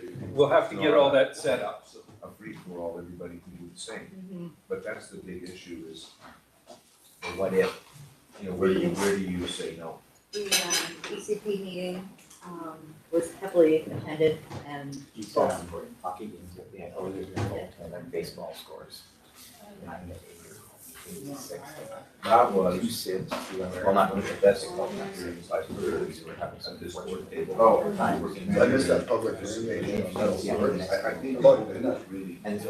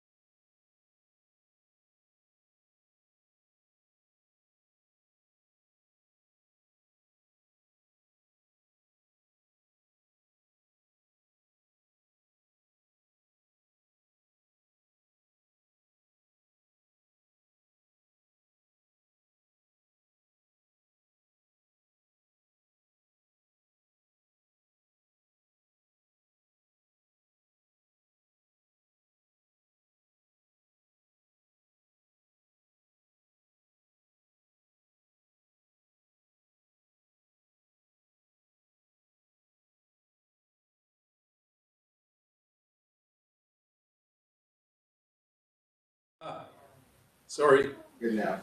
If we could get everybody back to their seats, we will get started.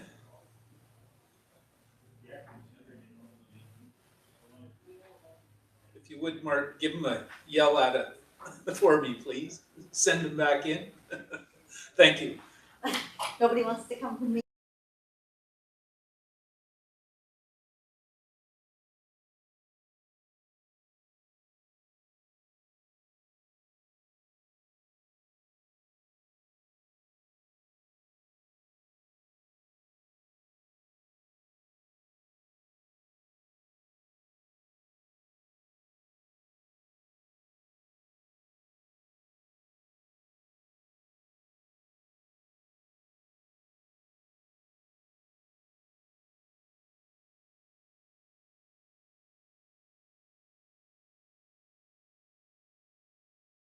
Please. Good, go. Good to go? Okay, good afternoon, everybody. We will call the Corporate Services Committee to order. We have an agenda before us, looking for a motion to approve. Moved, thank you, seconded. All those in favor? Great, thank you very much. Any opposed? Motion carries. First item on the agenda is UBCM Ministers Meetings, and I'll go to the CAO for that, please. Thanks, Mr. Chair.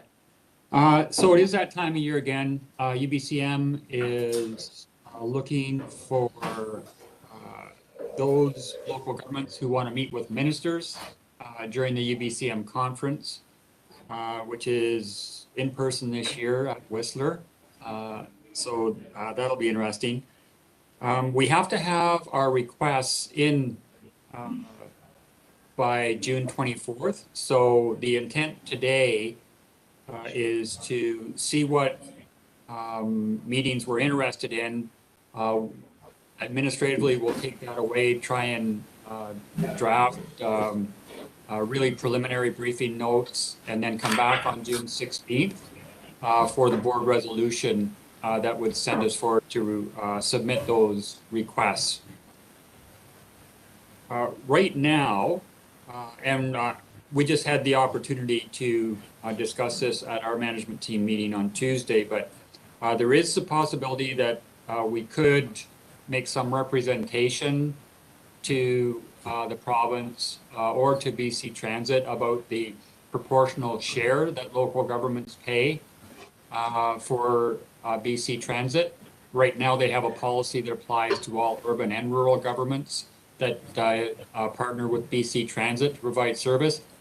The costs for regional districts or rural transit services would seem to be higher than those in the higher volume urban areas. So we could talk to them about whether there might be room for some change to that policy. That's one from us. Some time ago, right after the flood events back in November, December, and the damage to the KVR trail in the Similkameen, the board asked if we might get an update from Rec Sites BC as to what their plans were to go back in and rebuild some of those sections of trail or the infrastructure that got damaged on the trail. We could ask for a meeting with that.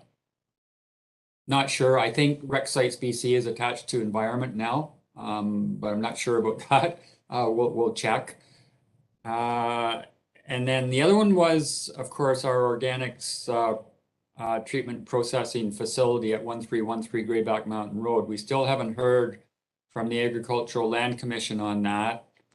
And it seemed to me in the presentation today, they were suggesting that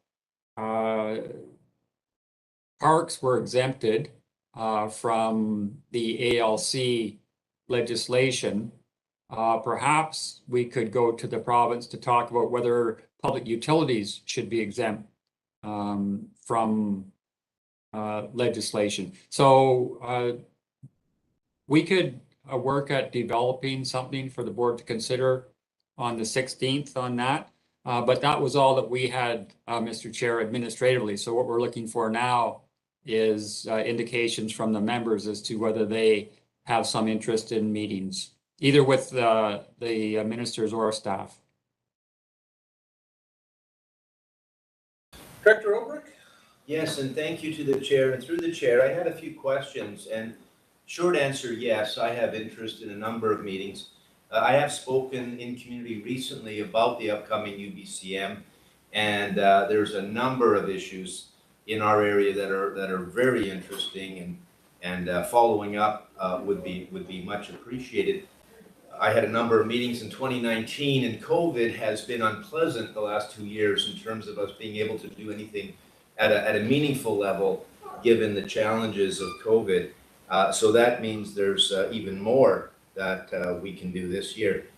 In that context, I have a couple questions. The first, I recall after 2019, I think we had a thought of maybe changing how we do the request. Is there a form that we need to be mindful of submitting for this purpose? If so, could we get a copy? And second question, are staff able to help us with putting our presentation forth? And if so, which staff? And I'd love to make an appointment with staff who would be willing and able to assist me specifically, if that's possible. Thank you. CAO? Well, we don't know what the issue is, Mr. Chair, but we could certainly help. In most cases, we've always had staff helping prepare those reports. And yes, there is a form. And I do believe it was actually circulated not too long ago, or at least seems to me I got one. And if not sent out to everybody, I will make sure it gets sent out to everybody. Wonderful. Yeah, thank you so much. Any other suggestions? Go ahead, Director Holmes. Yeah, I'd like to just put out the suggestion that we request a meeting with the Minister of Health in respect to rural primary care network. And it seems to be that there's lack of flexibility in how rural primary care networks are being rolled out, in that and that there's one way to do it, and that's the only way to do it, and that might not be the best way for every community, and there's no really opportunity for communities to take advantage of what's already in their communities, and to be more flexible to what would work best for their communities.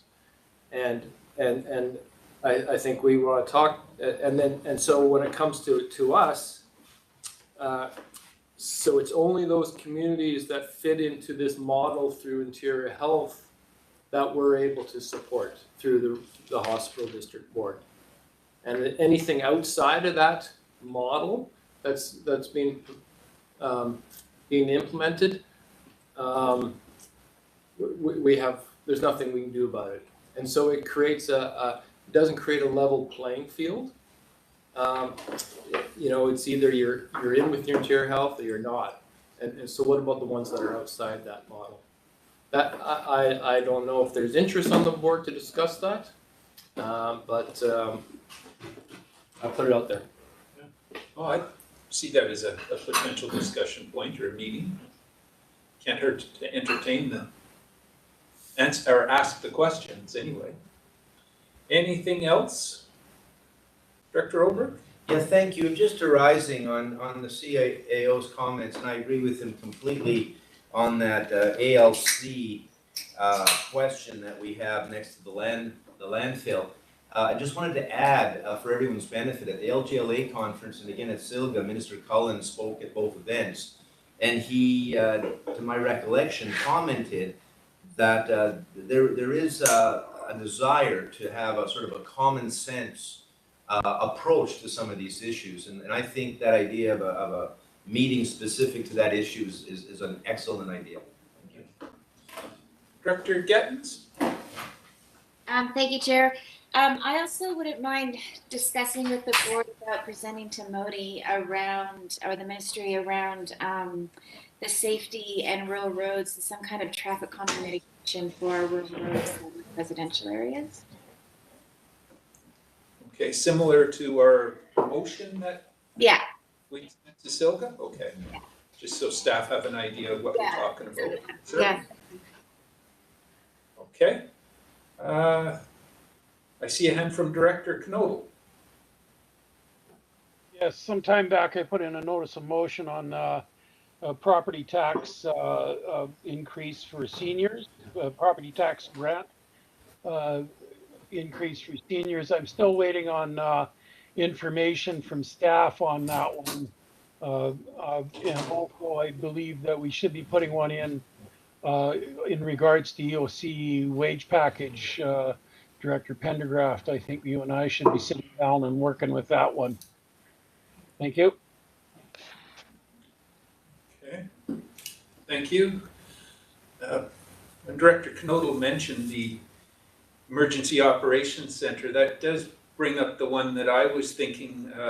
I would imagine it would be meeting with whomever's in charge of emergency management in BC, but it would be to do with how our staff are paid to go to the EOC. They're not reimbursed, it's paid for by the regional district, but yet we can have someone come in and replace our staff in their regular position and the province will pay for that. To me, that just seems backwards. Yes. I think we should be having our regular staff in their regular positions and other people doing the EOC so that actually the work is a little bit more continuity to it maybe. So that's kind of where I was thinking a discussion should potentially happen. Any other thoughts? Oh, I see Director Roberts' hand there. Go ahead. Oh, thank you to the chair. I've got a couple of ones. One, I believe I'll be sitting in on meetings that's been organized by the village of Karamias and I believe also the village of Princeton, or town of Princeton, around the orphan dikes and flood mitigation issues there. But I'm wondering whether or not we need to do that as well, or in conjunction with, or is that in regards to a process? That's one question. And then I have a second question. Okay, I'm just not sure who can answer that, but CAO, can you answer his question? Director Bauer approached us about joining in on the Village of Karamias meeting, Mr. Chair. Okay. Okay, so that means that's covered. That's good. Then the other one we've been discussing between myself and Director Spence or Coyne in regard to the Ministry of Education. And I wonder if he maybe can speak on it because it's in regards to school board boundaries. Okay, could you elaborate a little? I can elaborate a little bit. We weren't sure which table to take us to. So right now, Princeton is with Merritt School District, and the Lower Similkameen and Headley are in with the Oliver Osoyoos School District. 53. And what we were discussing was a realignment or a new school district for the Similkameen Valley, bring our interests into alignment, and whether or not that should be initiated through the municipality or through the regional district as a valley-wide, or the town with support from the district and the village. Okay, interesting concept. Not sure how to approach that, but I'm sure staff will have some ideas as well. Any other suggestions? We're getting quite a list as it is. Go ahead, Director Monteith. To the chair, I know the community of Apex, which is currently in 53, they've been asking to be in a boundary adjustment so they can go to 67 for education. So if we're going to be looking at Penticton. Yeah, so if we're going to be looking at education, that's another part of the request. Quite a rearranging of the boundaries potentially. Just abolishing.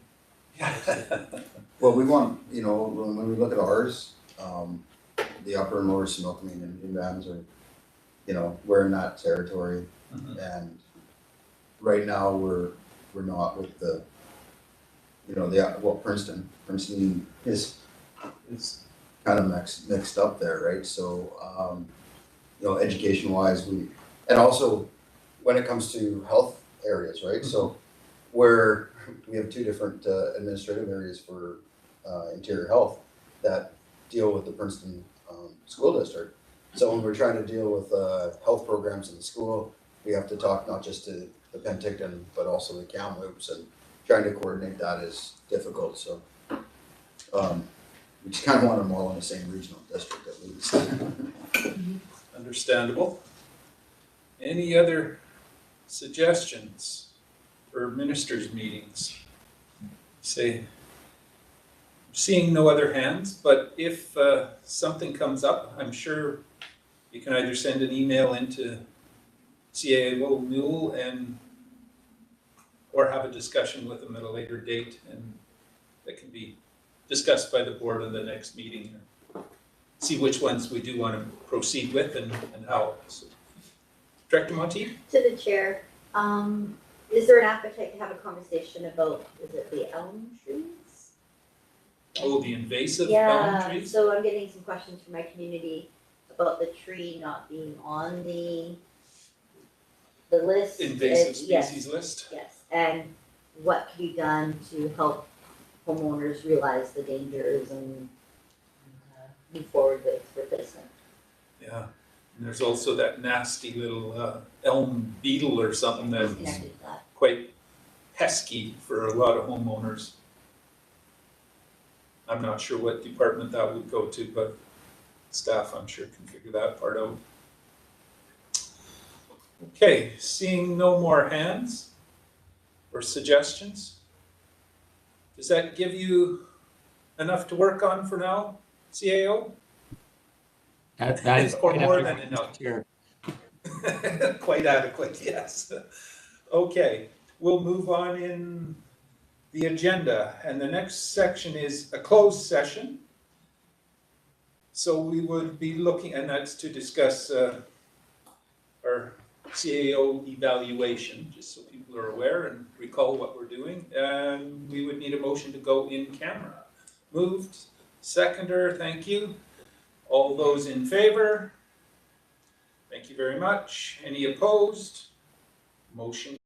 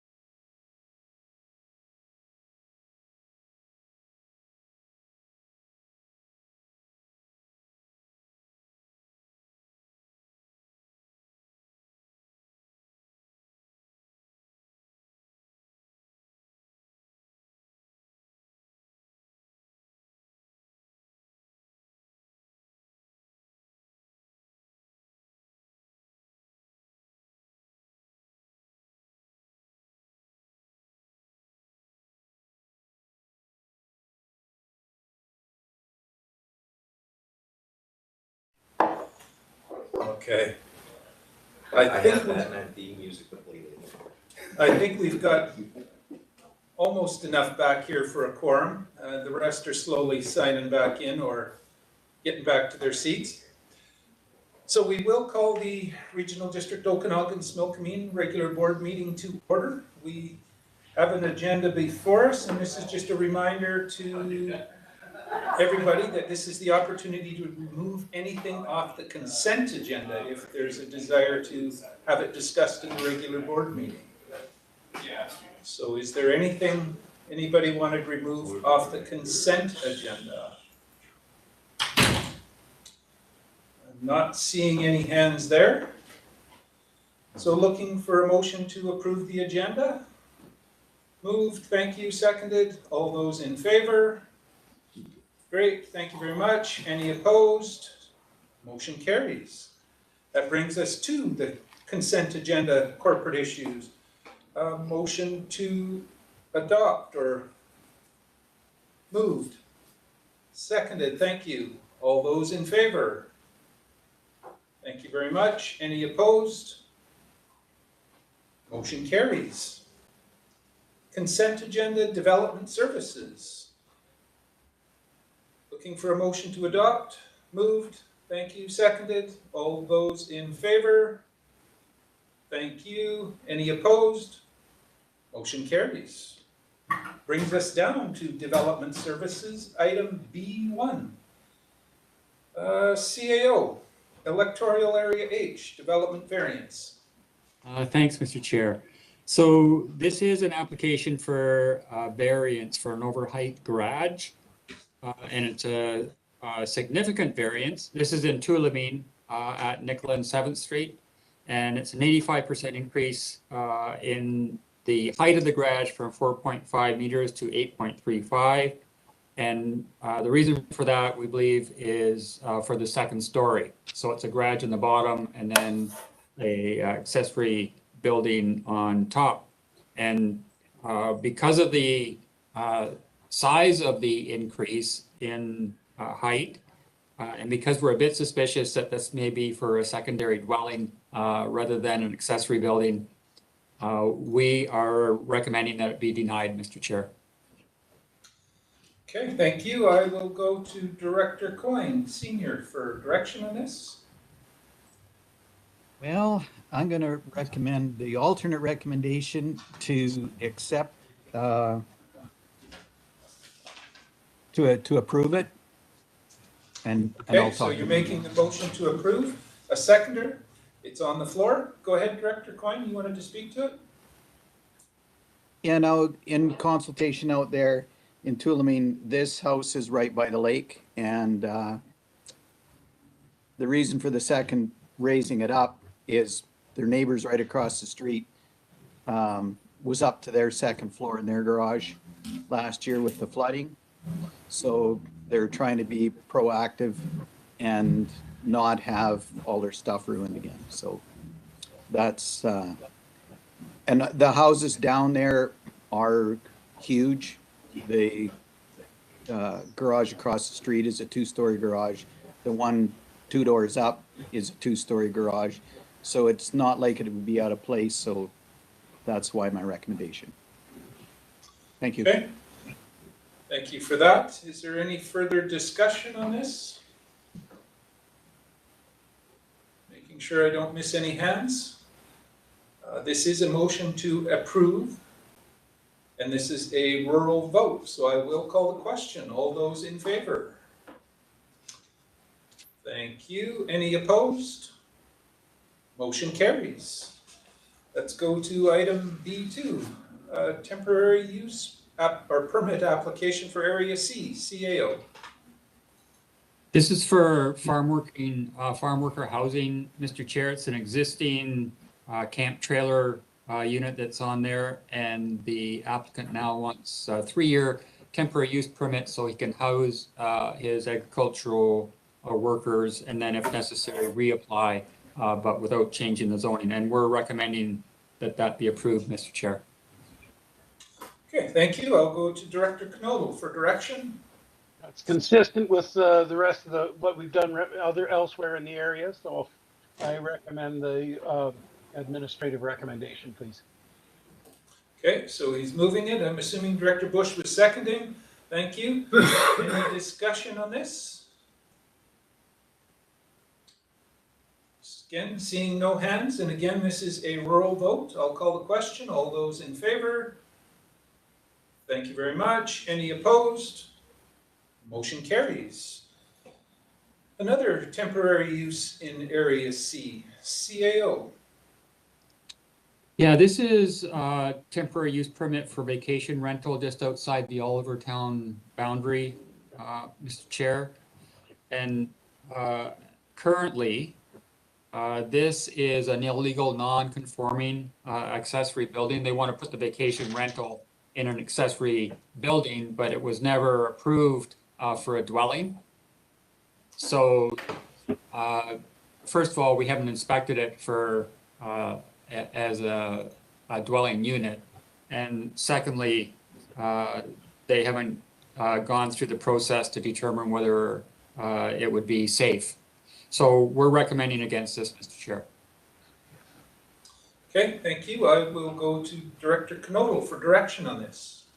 My APC, and I'll agree with him on this, recommended that it, if it could be brought into compliance safety-wise, that it be allowed to continue. So I'm not sure how I go forward with that one. What motion would you be recommending? Alternate approval, 1I. 1I, which is, I don't have it right in front of me here. That the Board of Directors approve the temporary use permit subject to the following conditions be satisfied. Building permit be issued and the work authorized completed to the satisfaction of the regional district in order to formalize the conversion of the hobby room into a habitable space, including the provision of the following: plumbing additions in the bathroom and the kitchenette, hardwired fire detectors, hardwired carbon monoxide detectors. Okay, that's pretty clear. Moved, seconded, thank you. Any discussion on this? Director Obrecht, go ahead. Thank you, and I do support Director Knodel's motion, but I have a question for staff, and I just don't know the answer, and maybe we can get an answer. If in a situation like this, the party wanted to apply another time, pay the fee, go through process, is there a statutory limit? Do they have to wait a year or any period of time at all? And I'm just curious because that's clearly an alternate that could be considered if this didn't pass, is they could straighten up and fly right and then apply again. So I'm just curious, what would the time be? And I do support the motion, but what would the time be if there was, if they wanted to reapply? CAO, is there a Reapplication period's a year, Mr. Chair. 1 year? 1 year. Thank you. Good to know. Any further discussion on this? Seeing no hands, this is again a rural vote. I'll call question. All in favor? Thank you. Opposed? Motion carries. And B4, official community plan amendment in electoral area I, CAO. Yeah, so this is an OCP amendment and a zoning amendment application, Mr. Chair. It's for a 4-lot subdivision along Green Mountain Road, just past the Okanagan Falls campground. And it's currently designated resource area, which requires 20-hectare parcels. The application is to divide it into 4. And it's outside the regional growth strategy boundary. There's no services. We're recommending that it be denied, Mr. Chair. Okay, thank you. I will go to Director Monteith for direction on this. To the chair, I also would like to make the alternate recommendation. And could you read it out for us, just so we have it for sure and everybody knows what we're discussing? Here. It's a really long one. The gist of it is that the amendments would be made to the OCP and public hearing that was held this morning would be heard. Want me to read all of it or yeah? So it's alternate alternate motion. What was the numbers on it, just so we make sure staff get it correct? The bylaw number? No, just the alternate one. Alternate one? Okay. I speak to it like. Sure. So it's moved and seconded. Any discussion on this? Go ahead, Director Monteith, if you want to speak to it. Yeah, to the chair. So my APC reviewed this. I spoke to the applicant as well as their agent. Because it borders right on Area D, I have connected with Director Obrecht as well. There are lots of opportunities with this. The landowner has been actively working with the province to actually donate a portion of this land as well. So the actual buildable lot is going to be smaller. It's not going to be 4 homes. I believe it's going to be 2, donating a large portion. The province is happy. It seems to be a win for both the landowner and the province with land donation. Okay. Director Obrecht, go ahead, please. Yeah, thank you to the chair. And I want to say thank you to Director Monteith because long ago she brought this one to my attention out of courtesy, because it's on the boundary to Area D. And I want to say thank you. That meant a lot to me, just to have the awareness. I have heard from community in OK Falls, and this is fascinating. I went to a public open house on governance and boundary, and people there asked me questions about this matter, which is amazing because that's not a common thing when you hear from your own community about an application in a different one. And I think this one is fascinating because it's not easy. And I want to give credit to staff who've worked hard and are probably torn on this one. We received a communication, I received it this earlier today, from Brad Alenko, who's agent for the applicant. And I communicated it almost within minutes to the entire board. So if you haven't seen it, you'll see he gives some more late-breaking news. I went on site earlier this week, and for those of you who don't know where it is, I know where it is very well. It's part of Area D, and it's part of an area that's under close scrutiny with our Boundary and Services Committee meeting. I know how many lots are on the east side of that water. There's 11 that are on the east side of 97, and there's another 7 that are on the west side of 97, north of the Trestle Bridge. 5 residences on the west, there's 4 residences. I know the area well. I measured it when I drove from the site of the notice to the grocery store. It's a 1.4 kilometer walk. You can see from this site all of the Okanagan Falls town site. You can see 97, you see Tickleberries, you can see above the industrial, you can see Peach Cliff. The reason I mention all this is one of those edges and fringes opportunities that deserves a real careful balance. This is not some big densification. This is a very good application. If you look at the object and you look at the, what's the technical language staff use? Dehinging or something? Unhooking. Yes. If you look at it, the road goes through the property. Well, it makes perfect sense to me to unhinge it. Who would disagree with that? When you look at the remainder, and they're giving over half of the remainder, and indeed over half of the entire parcel, to conservation, to the province, to the purpose that we all support, I think, at this table, and indeed in the community involved. That's a good thing. Holy cow. We have, and getting one more residence in we have a shortage of housing, getting one more house where people can walk to the grocery store and not waste money on gasoline driving to the metropolises of Karameas and Princeton and Ticton to buy, we can buy groceries in community now. This is not a bad application.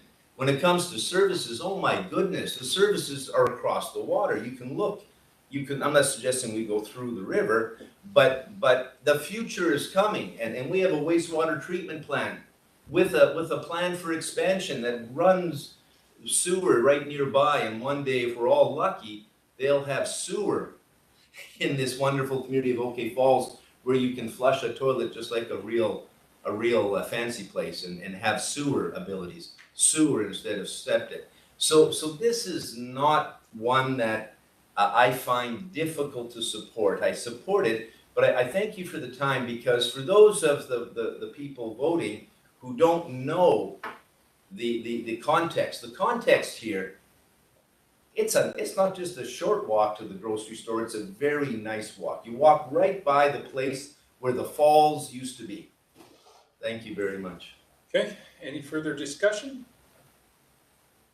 I don't believe I'm seeing any hands. Again, this is a rural vote. All those in favor? Thank you. Any opposed? Motion carries. Down to B5, petition to enter the fire service in electoral area E, CAO. We received a petition from 8 properties along Smethurst Road in Armada to enter the fire service area, Mr. Chair, and we're recommending that this be given first, second, and third reading. Okay, I'll go to Director Kozakovich for direction on this. Thank you, Chair. I'd like to move the administrative recommendation. Okay, moved and seconder, thank you. Any discussion on this? Fairly straightforward, and this is a corporate vote, so all those in favor? Thank you very much. Any opposed? Motion carries.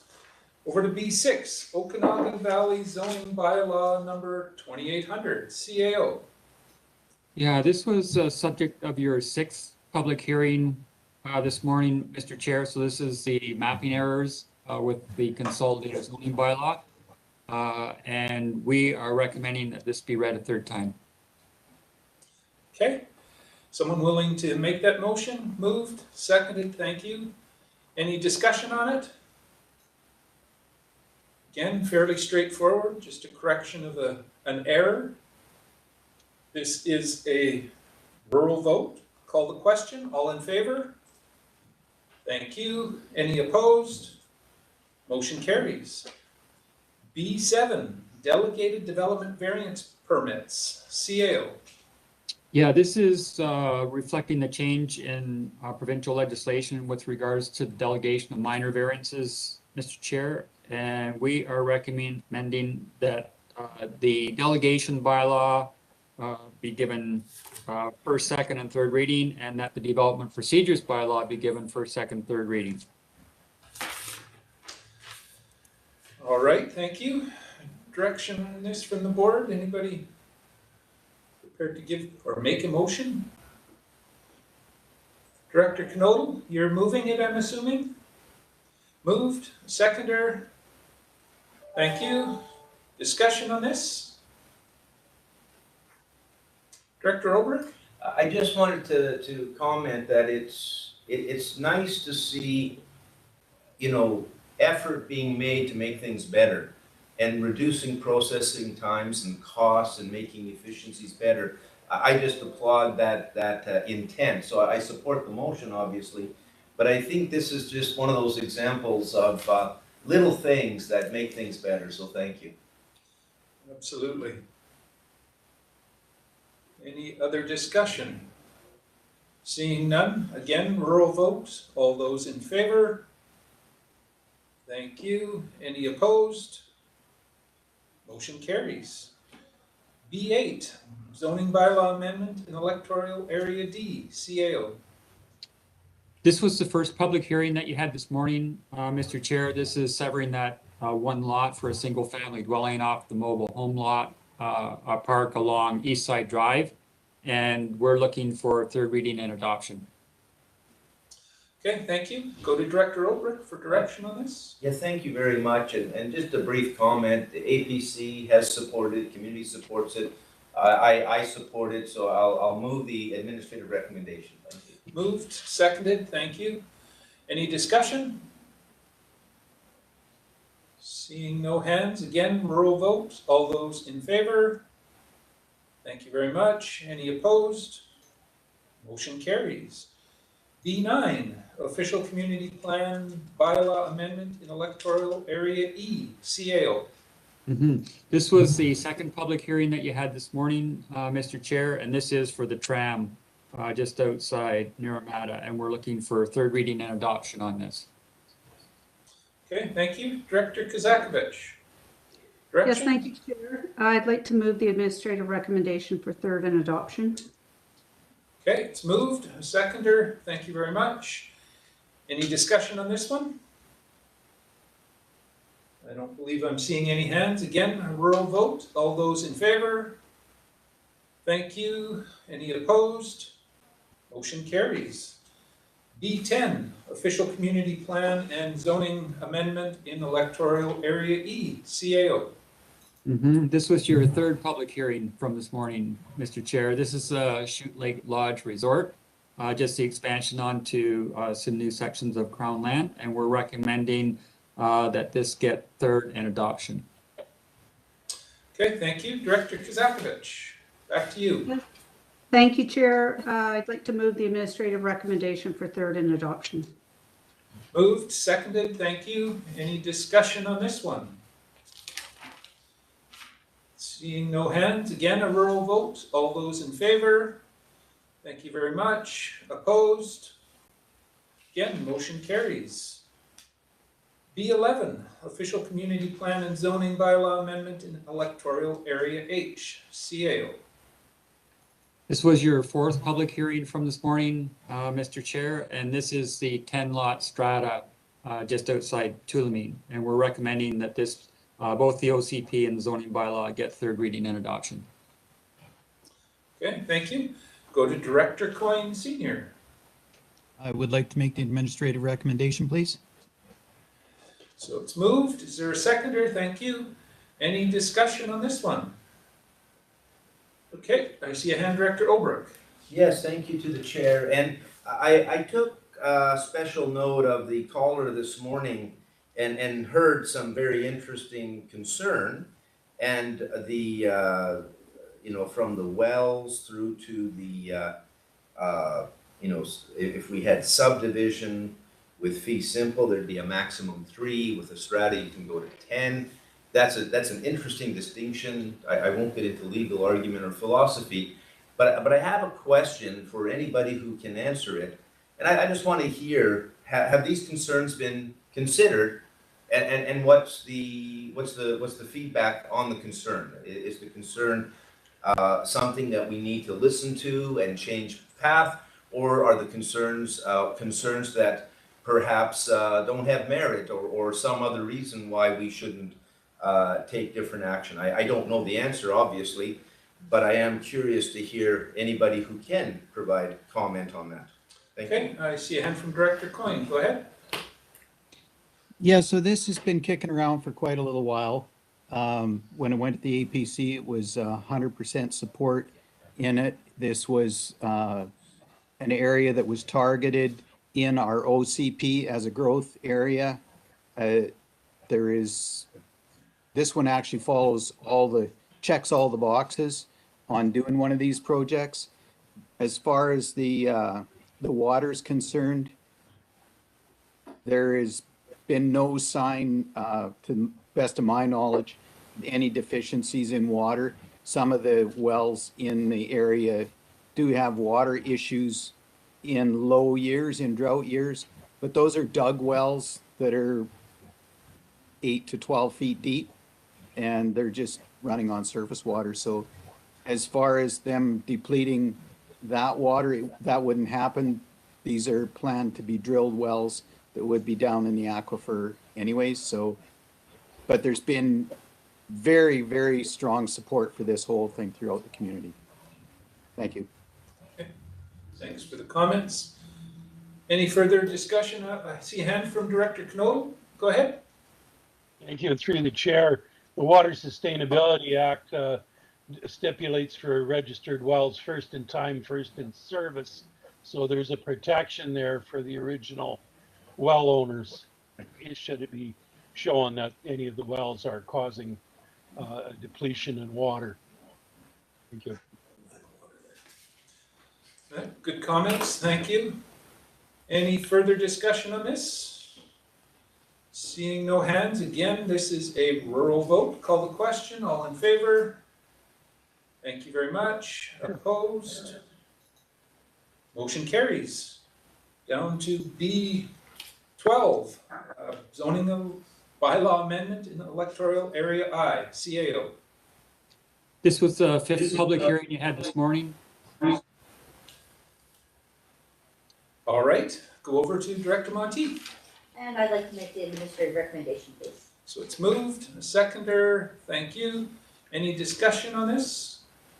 Director Bush has his hand up first, then Director Olberg. Yeah, so I have concerns, a lot to do with our watershed and our just water in general, and sewage, and concerns at what the lady said this morning about the parking and everything. And I hate to see such a big expansion going on, or being able to go on, because it affects so many other things, and I don't think anything's getting looked at. So I'm going to vote against this. Okay, thank you. Director Olberg, go ahead. Yes, and thank you to the chair. And same question to anybody who can answer. I listened to the caller as well. I think the caller had proper questions, proper concerns. My suspicion is, unlike Director Bush, I do think there was probably a lot of attention paid to a lot of the issues, but I'd feel better if I had confirmation that those issues got proper attention along the way. Maybe Director Bush also would appreciate hearing that same kind of information. Thank you. Okay, thank you. I'm going to go to Director Roberts and then Director Monteith, and I see a hand from Director Kazakovich as well. Go ahead, Director Roberts. Thank you to the chair. Yeah, Director Bush beat me to the punch. Part of my concern, again, all on corporate land, it's difficult to really understand the ramifications. And if we open the door here without a great understanding of the OCP that they may have for Apex, you know, how much more development. I know just recently they lost a bid in regards to the Olympics because of lack of water. And I know there's push for more water licensing on with the Similkameen Improvement District on Nickel Plate Lake. And, you know, there is questions around how much water versus the, you know, the other inverse thing that was brought up by Director Bush about the downstream effects. So I too can't stand to, you know, I'm unable to support the motion either. Okay, thank you. Director Monteith? The chair, perhaps I can shed some light on it. So at our APC meeting, the property owner did speak. It was a well-attended. The property owner initially put in an application that required several variances, setbacks, all those sort of things. He came back after feedback and revamped his plan and presented something that was more palatable. At Apex, there's many homes that have secondary suites. This is a homeowner who's going through the process legally. He's asking for this. He's going through all the proper channels to do it right. He's working very actively with the Apex Resort, making sure he gets all his services in place. He's doing everything right. The fire department's on board, everybody's on board. Apex does need more accommodation. That is a fact. They are a resort community. They need those sort of accommodations. These homeowners are doing everything they can to make sure that they are limiting the impact. They're located right adjacent to the main resort parking. So as for concerns of overflow parking, they're right beside the main parking lot. You know, I support it. The APC really supported it. They felt that the homeowner had done everything, all their due diligence to get to this point. So I do support it for all those reasons because they are doing it right. And I do want to support homeowners going through the right process. So I do support it. Okay, thank you. Director Kazakovich, go ahead. Thank you. Director Monteith addressed the parking issue a little bit. I mean, I was just going to say how there's parking issues everywhere, but how would this have come forward if there wasn't parking allocated per unit? If there was no parking, it wouldn't be something that we would be looking at approving. So while we always want to see more parking, I'm comfortable in in the fact that there would be parking per unit, at least on this. So, so I am comfortable supporting this one. Thank you. Okay, thank you. Director Coyne Jr., go ahead, please. Yeah, so I don't have a vote in this, but I just need to say that this is not so much this one itself, but the development up at Apex and in the Nickel Plate area and that is becoming a concern across the majority of the valley in the Similkameen with the watershed. So I'm not saying yes or no to this. I'm just saying, like, this is something that is becoming an increasing concern in our valley, and it's making its way up to our end of the valley. So it's becoming a bigger concern, and it's not just within Headley, it's also within Karameas, it's within the entire area, you know, south of Princeton sort of thing. So something to keep in mind moving forward, and maybe something for staff to keep in mind that there is a lot of concern building in the mid to lower end of the valley about development up in that area because of the water and especially with the drought in the last few years. So. Okay, thank you.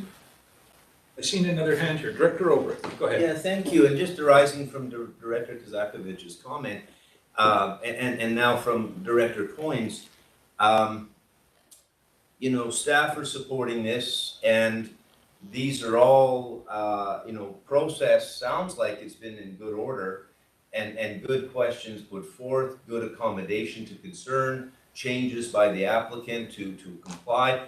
But when I hear, and so I support it, but when I hear Director Coyne and Director Bush and Director Roberts, sounds like there's another issue out there that needs to be addressed perhaps by this board, and that's maybe the subject of a different matter. I don't know that it's right to stop development in Apex, but if that's where it's headed, you know, maybe there's a different solution that can allow development and address the issue, whether it's water or watershed. I don't know the details there, but that sounds like a different issue that deserves proper consideration perhaps elsewhere. Certainly this has been supported by staff and by community, and you know, on balance, it's always a balancing. I can support it. I'm satisfied having heard answers to questions, so thank you. Okay, thank you. Seeing no more hands, I will call the question again, a rural vote. All those in favor? Okay, thank you very much. Opposed? We have Directors Bush and Roberts opposed. Motion carries. Thank you very much for that. Over to Public Works. C1, Oliver Landfill Organics Composting Facility Award, CAO. We got a $2 million grant a number of years ago, Mr. Chair, to develop the organics treatment and processing facility south at the Oliver landfill. And we've been through the design stage now and some other processes, and now we're ready to award the contract for the actual construction of the organics treatment processing facility. So this is the award to Modular Electric Limited for $1,176,973.80 plus taxes, and to set aside a $100,000 contingency for the project. Okay, thank you for that. Looking for direction on this. Okay, Director Johansson, you're moving it, I'm assuming? Or wanting to speak to it? Okay, moved, seconded. Thank you. Any discussion on this? Seeing no hands, this is corporate vote. Call the question. All those in favor? Thank you very much. Any opposed? Motion carries. Down to D, Legislative Services, D1 Video Surveillance, CAO. This is for the placement of 2 video surveillance cameras in Naramata at Manitou Park, Mr. Chair, and then also 3 video surveillance cameras at Campbell Mountain Landfill, just to try and catch up with the vandalism that's been going on in a number of our facilities around the regional district. And having worked through the Freedom of Information and Protection of Privacy Act, we're finally at the point where we'd like to get these up. So we're recommending that the board approve this placement. Okay, thank you. Director Kazakovich, direction on this? Yes, I'd like to move the administrative recommendation. Okay, moved and seconded. Thank you. Discussion? Go ahead, Director Monteith. To the chair, I guess I'm curious to what the cost is to the Area E Parks and Recreation Commission to do this, because I know my community is interested as well. I'm not sure who can answer that. CAO, do you have any idea? Sir, I didn't catch that question, Mr. Chair. We're just wondering the cost for video surveillance to the parks. Maybe Director Kazakovich is putting her hand up to answer. I will go to her. Go ahead. Yeah, I'm not sure the exact cost now, but we did put one up, probably 5 years ago or so, and I think it was roughly $5,000. One of the key features is if the camera, there can't be a camera that if it's stolen, the data is within the camera. So it can't be like a critter cam or something where you have a SIM card. It has to relay the data to the RDOS. So if the camera is stolen or damaged, we have the data and not somebody else. But I believe it was around $5,000 that I had budgeted for that first camera. Okay, thank you. Director Sentes and then Director Obrecht. Thank you, Chair. I just wanted to add a little information to this concept. Very recently, the City of Penticton entered into a partnership with our Downtown Business Association, and we installed 3 cameras. It has been so successful that we are actively pursuing expanding the program. So I applaud this. I think we have to look at all strategies in the face of the challenges these days. And so I think this is worthy of our support. Thank you. Thank you for that. Director Obrecht. Yes, and through the chair, and thank you. I support this. In our community, we've been speaking about it for years. My simple question is, how do we get it done? Can anybody in staff help us? I'd love to see one of these on the agenda one day for OK Falls. We've had community discussion at our Okanagan Falls Economic Development Office. We wanted to put in cameras, webcam for tourists related. We've had damage on the Trestle Bridge. We've had damage recently at the Christie Memorial Park. I've spoken with the police about this. We've had more than one meeting. We want to use 21st century technology as part of our community policing program. And that involves businesses, that involves residents, that involves citizens on patrol, because we had April 20, 2022, we had a home invasion with a gun, and there was an arrest because of cameras in the community. This technology, my simple question is, who do I talk to and how do I get some help from staff to get this done? Okay, I would suspect it's Ms. Malden, but I will double check that with, I see you're shaking your head yes. And just so everybody is aware, there is a process. After there's some issues, then you kind of got to go through the freedom, I forget what the process is. I won't even try to describe it, but contact Ms. Malden and she can explain it to you, and then it just comes back to the board for final approval after that process continues. Thank you very much. Any further discussion on this? Seeing no hands, again, corporate vote. All those in favor? Thank you. Any opposed? Motion carries. CAO reports. Anything to report, CAO? Nothing new from me, Mr. Chair. Okay, thank you. Down to other business. Chair's report. Nothing to report from between this and the last meeting from myself either. That moves us over to director's motions. Any motions from directors? I see Director Trainer has her hand up. Go ahead. I don't have a motion, and I don't know if this is the right time to ask this or not, but I'll ask it anyway. I just saw a little issue with something back up in the agenda under item B7. Should I ask that now or save it for another time? It was to do with delegated development variance permits. Okay, ask it now. Okay, so the third attachment, it says the notification for surrounding neighbors was 30 meters, but I believe at our last meeting, the board or the committee, we had discussed increasing that to 60. So it's a very small thing, but I just did notice that, and I remember that we discussed it, and it still says 30 in the bylaw that we adopted today. So I just wanted to mention that. I don't know if that should be corrected or if that is just staying the way it is, but I just wanted to bring that to the board's attention. Okay, thanks for raising that. I would suspect that this had started prior to us changing that distance, but it may have just been a simple typo as well, but they'll deal with it for sure. Thank you for that. Any director's motions? Hand over there, Director Obrecht. Go ahead. Yeah, thank you to the chair, and I want to bring a notice of motion on an urgent basis. I hope the board will support me in waiving the requirement that we wait one meeting. I think everybody's familiar with the history of a grant that came to the RDOS from 2016 pertaining to the Okanagan Falls wastewater treatment plant and expansion plans related thereto.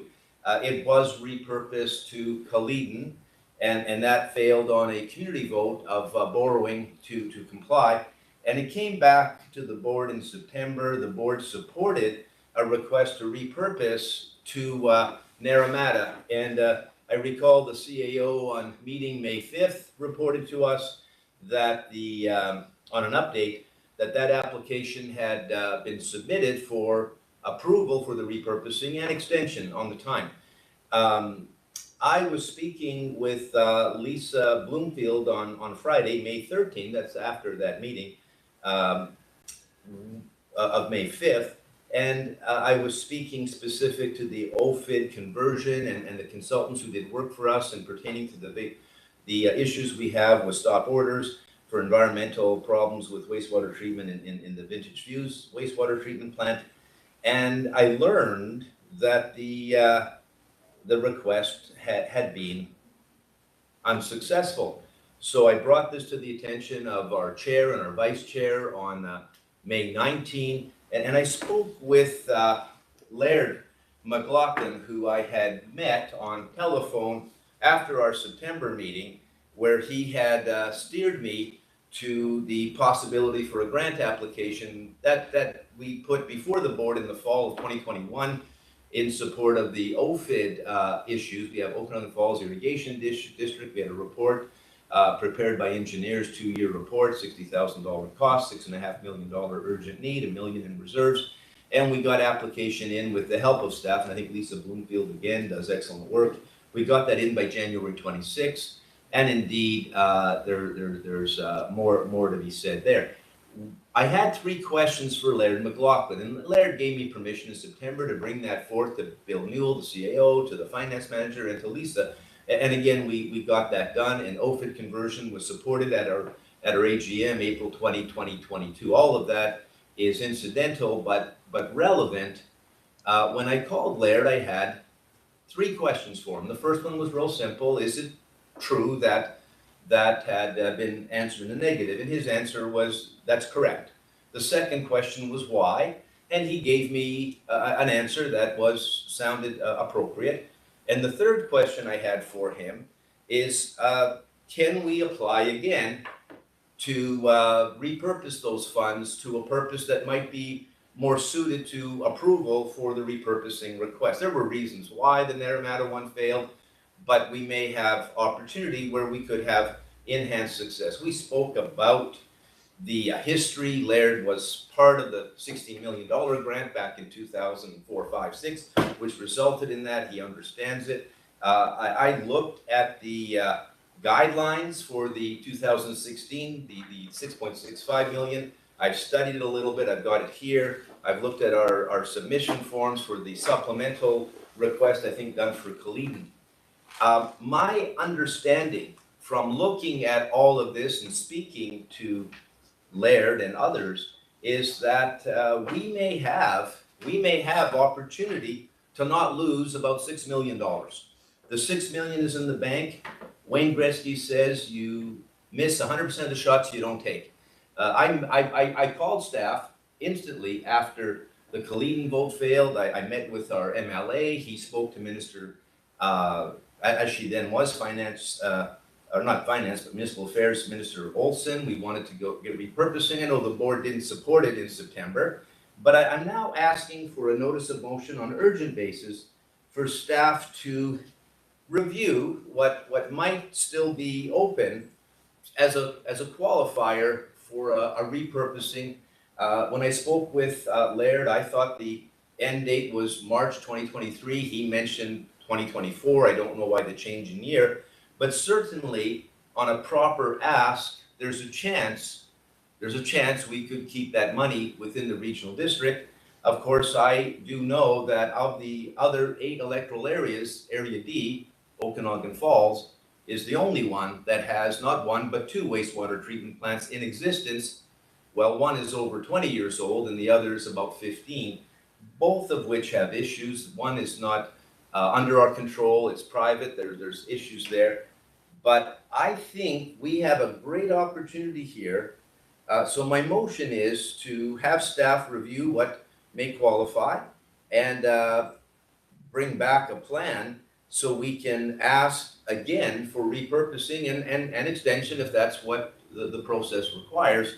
I don't think we lose anything by trying. I guarantee you we won't be successful if we don't try. I'm pretty sure. That's a legal opinion. It's qualified. I've practiced law over 35 years. I'm pretty sure I'm right on that one.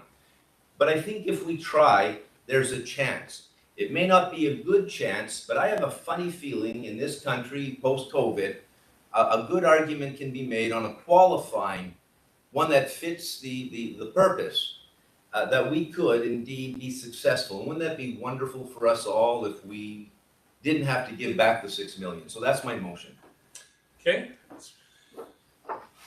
You're making that as a notice of motion? Well, I don't know the right procedure, so if anybody can help me, Well, do I have first- to do the 2/3 motion first and then the notice? You're Or what's the making order? it as a notice of motion, and then you need to make a motion to have it dealt with at this So meeting. that's my notice of motion, and then looking for a seconder, I hope, and then Yeah, seconded. we have a seconder, thank you. So now you want to make the motion to deal with it today? I think time is of the essence. I would have rather done it last May, but that didn't happen. Today is better So than. dealing with it today, motion is made. Is there a seconder for that? Yeah. Monteith is, Director Monteith is seconding it, perfect. And this does require 2/3 majority of the board. So I have a question to staff. Go ahead, Director Coyne. I just have a question for staff. What would the financial, how would we pay for the, our portion of that grant? If it was successful to be transferred over? CAO, can you answer that? I suspect from my point of view, it would be either in reserves or they have to do a borrowing or something potentially. But I'll let the CAO try and then go to Director Obrick. Well, we're not sure what the project is, Mr. Chair, but it would have to At come this from stage. that service. Yeah, whatever the service is, that's, so it would either be from reserves or potentially a borrowing by law again. And Director Obrick? Yeah, thank you, and I'll just speak further to Director Coyne's question. I don't know, but I think it's possible the OFID project may now qualify because indeed the conversion has occurred, which was a concern a year ago. Secondly, reserves, obviously. Thirdly, borrowing is an option, and I've spoken with Mr. Savino before. And there's fourthly, another option we saw at SILGA, which I won't go into, but it's very interesting, and I will have a meeting planned with Mr. Zaffino to explain that option. I've spoken with council members in Kamloops about their success, and it's an option that applies here. But fifthly, of interest, is I met with community members at the time of this coming before the board in September, and in a very short time, I had a commitment of over $1 million in about 3 days from developers willing on good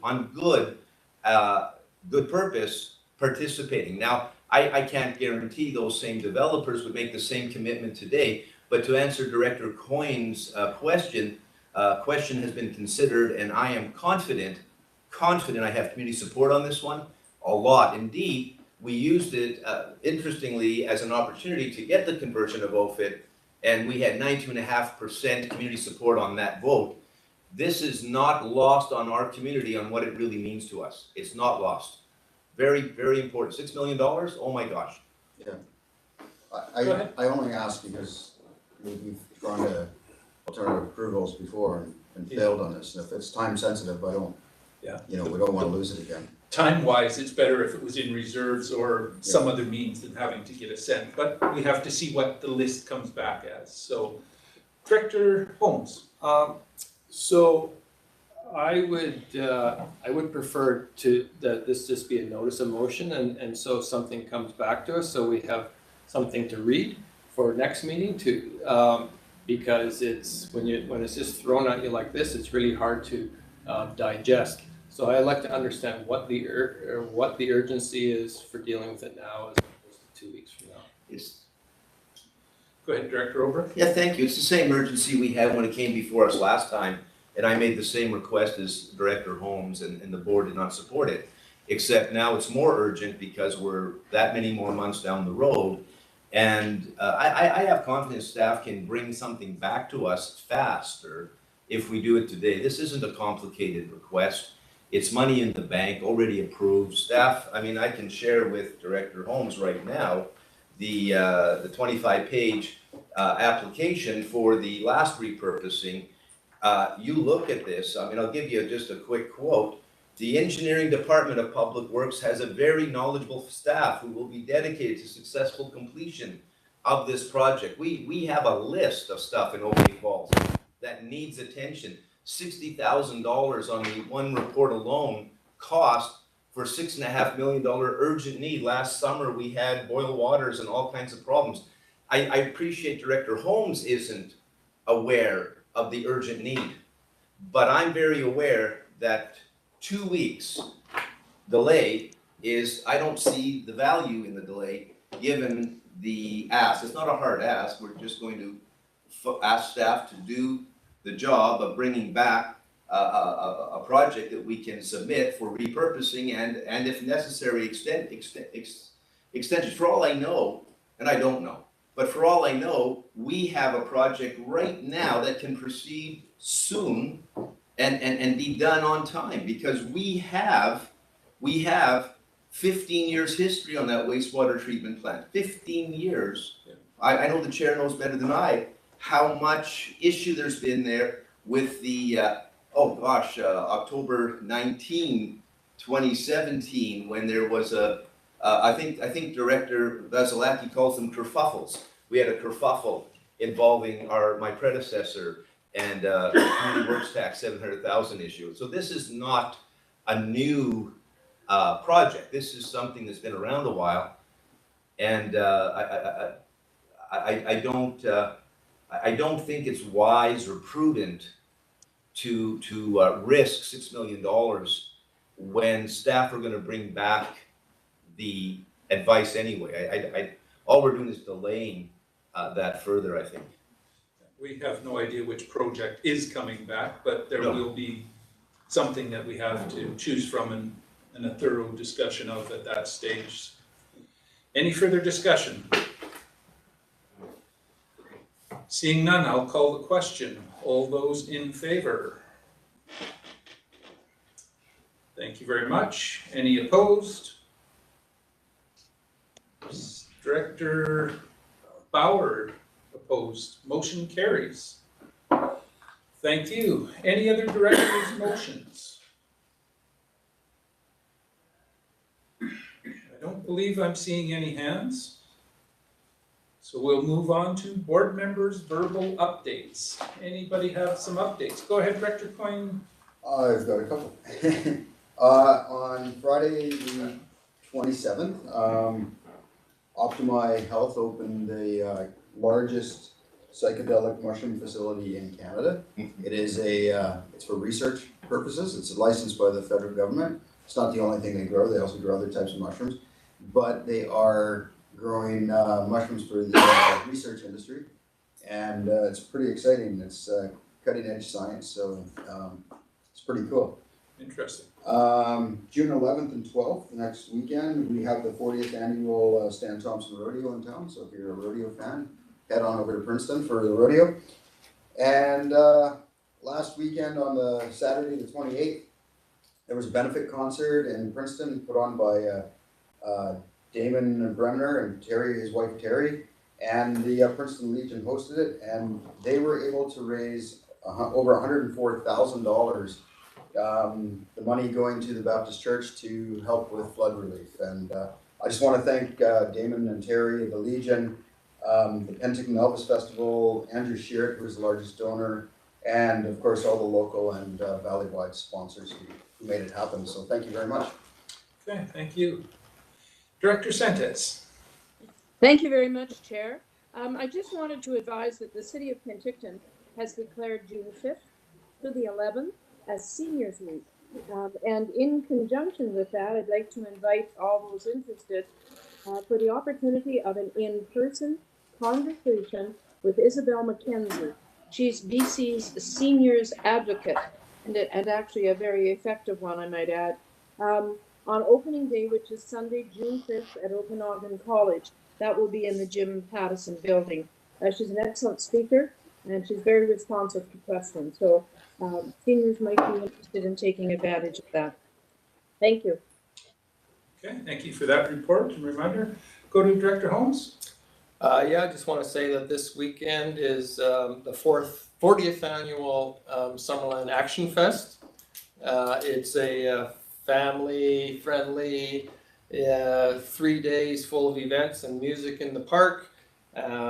Hopefully the weather will cooperate a little bit, but hopefully everybody will come out and enjoy the festivities. It's our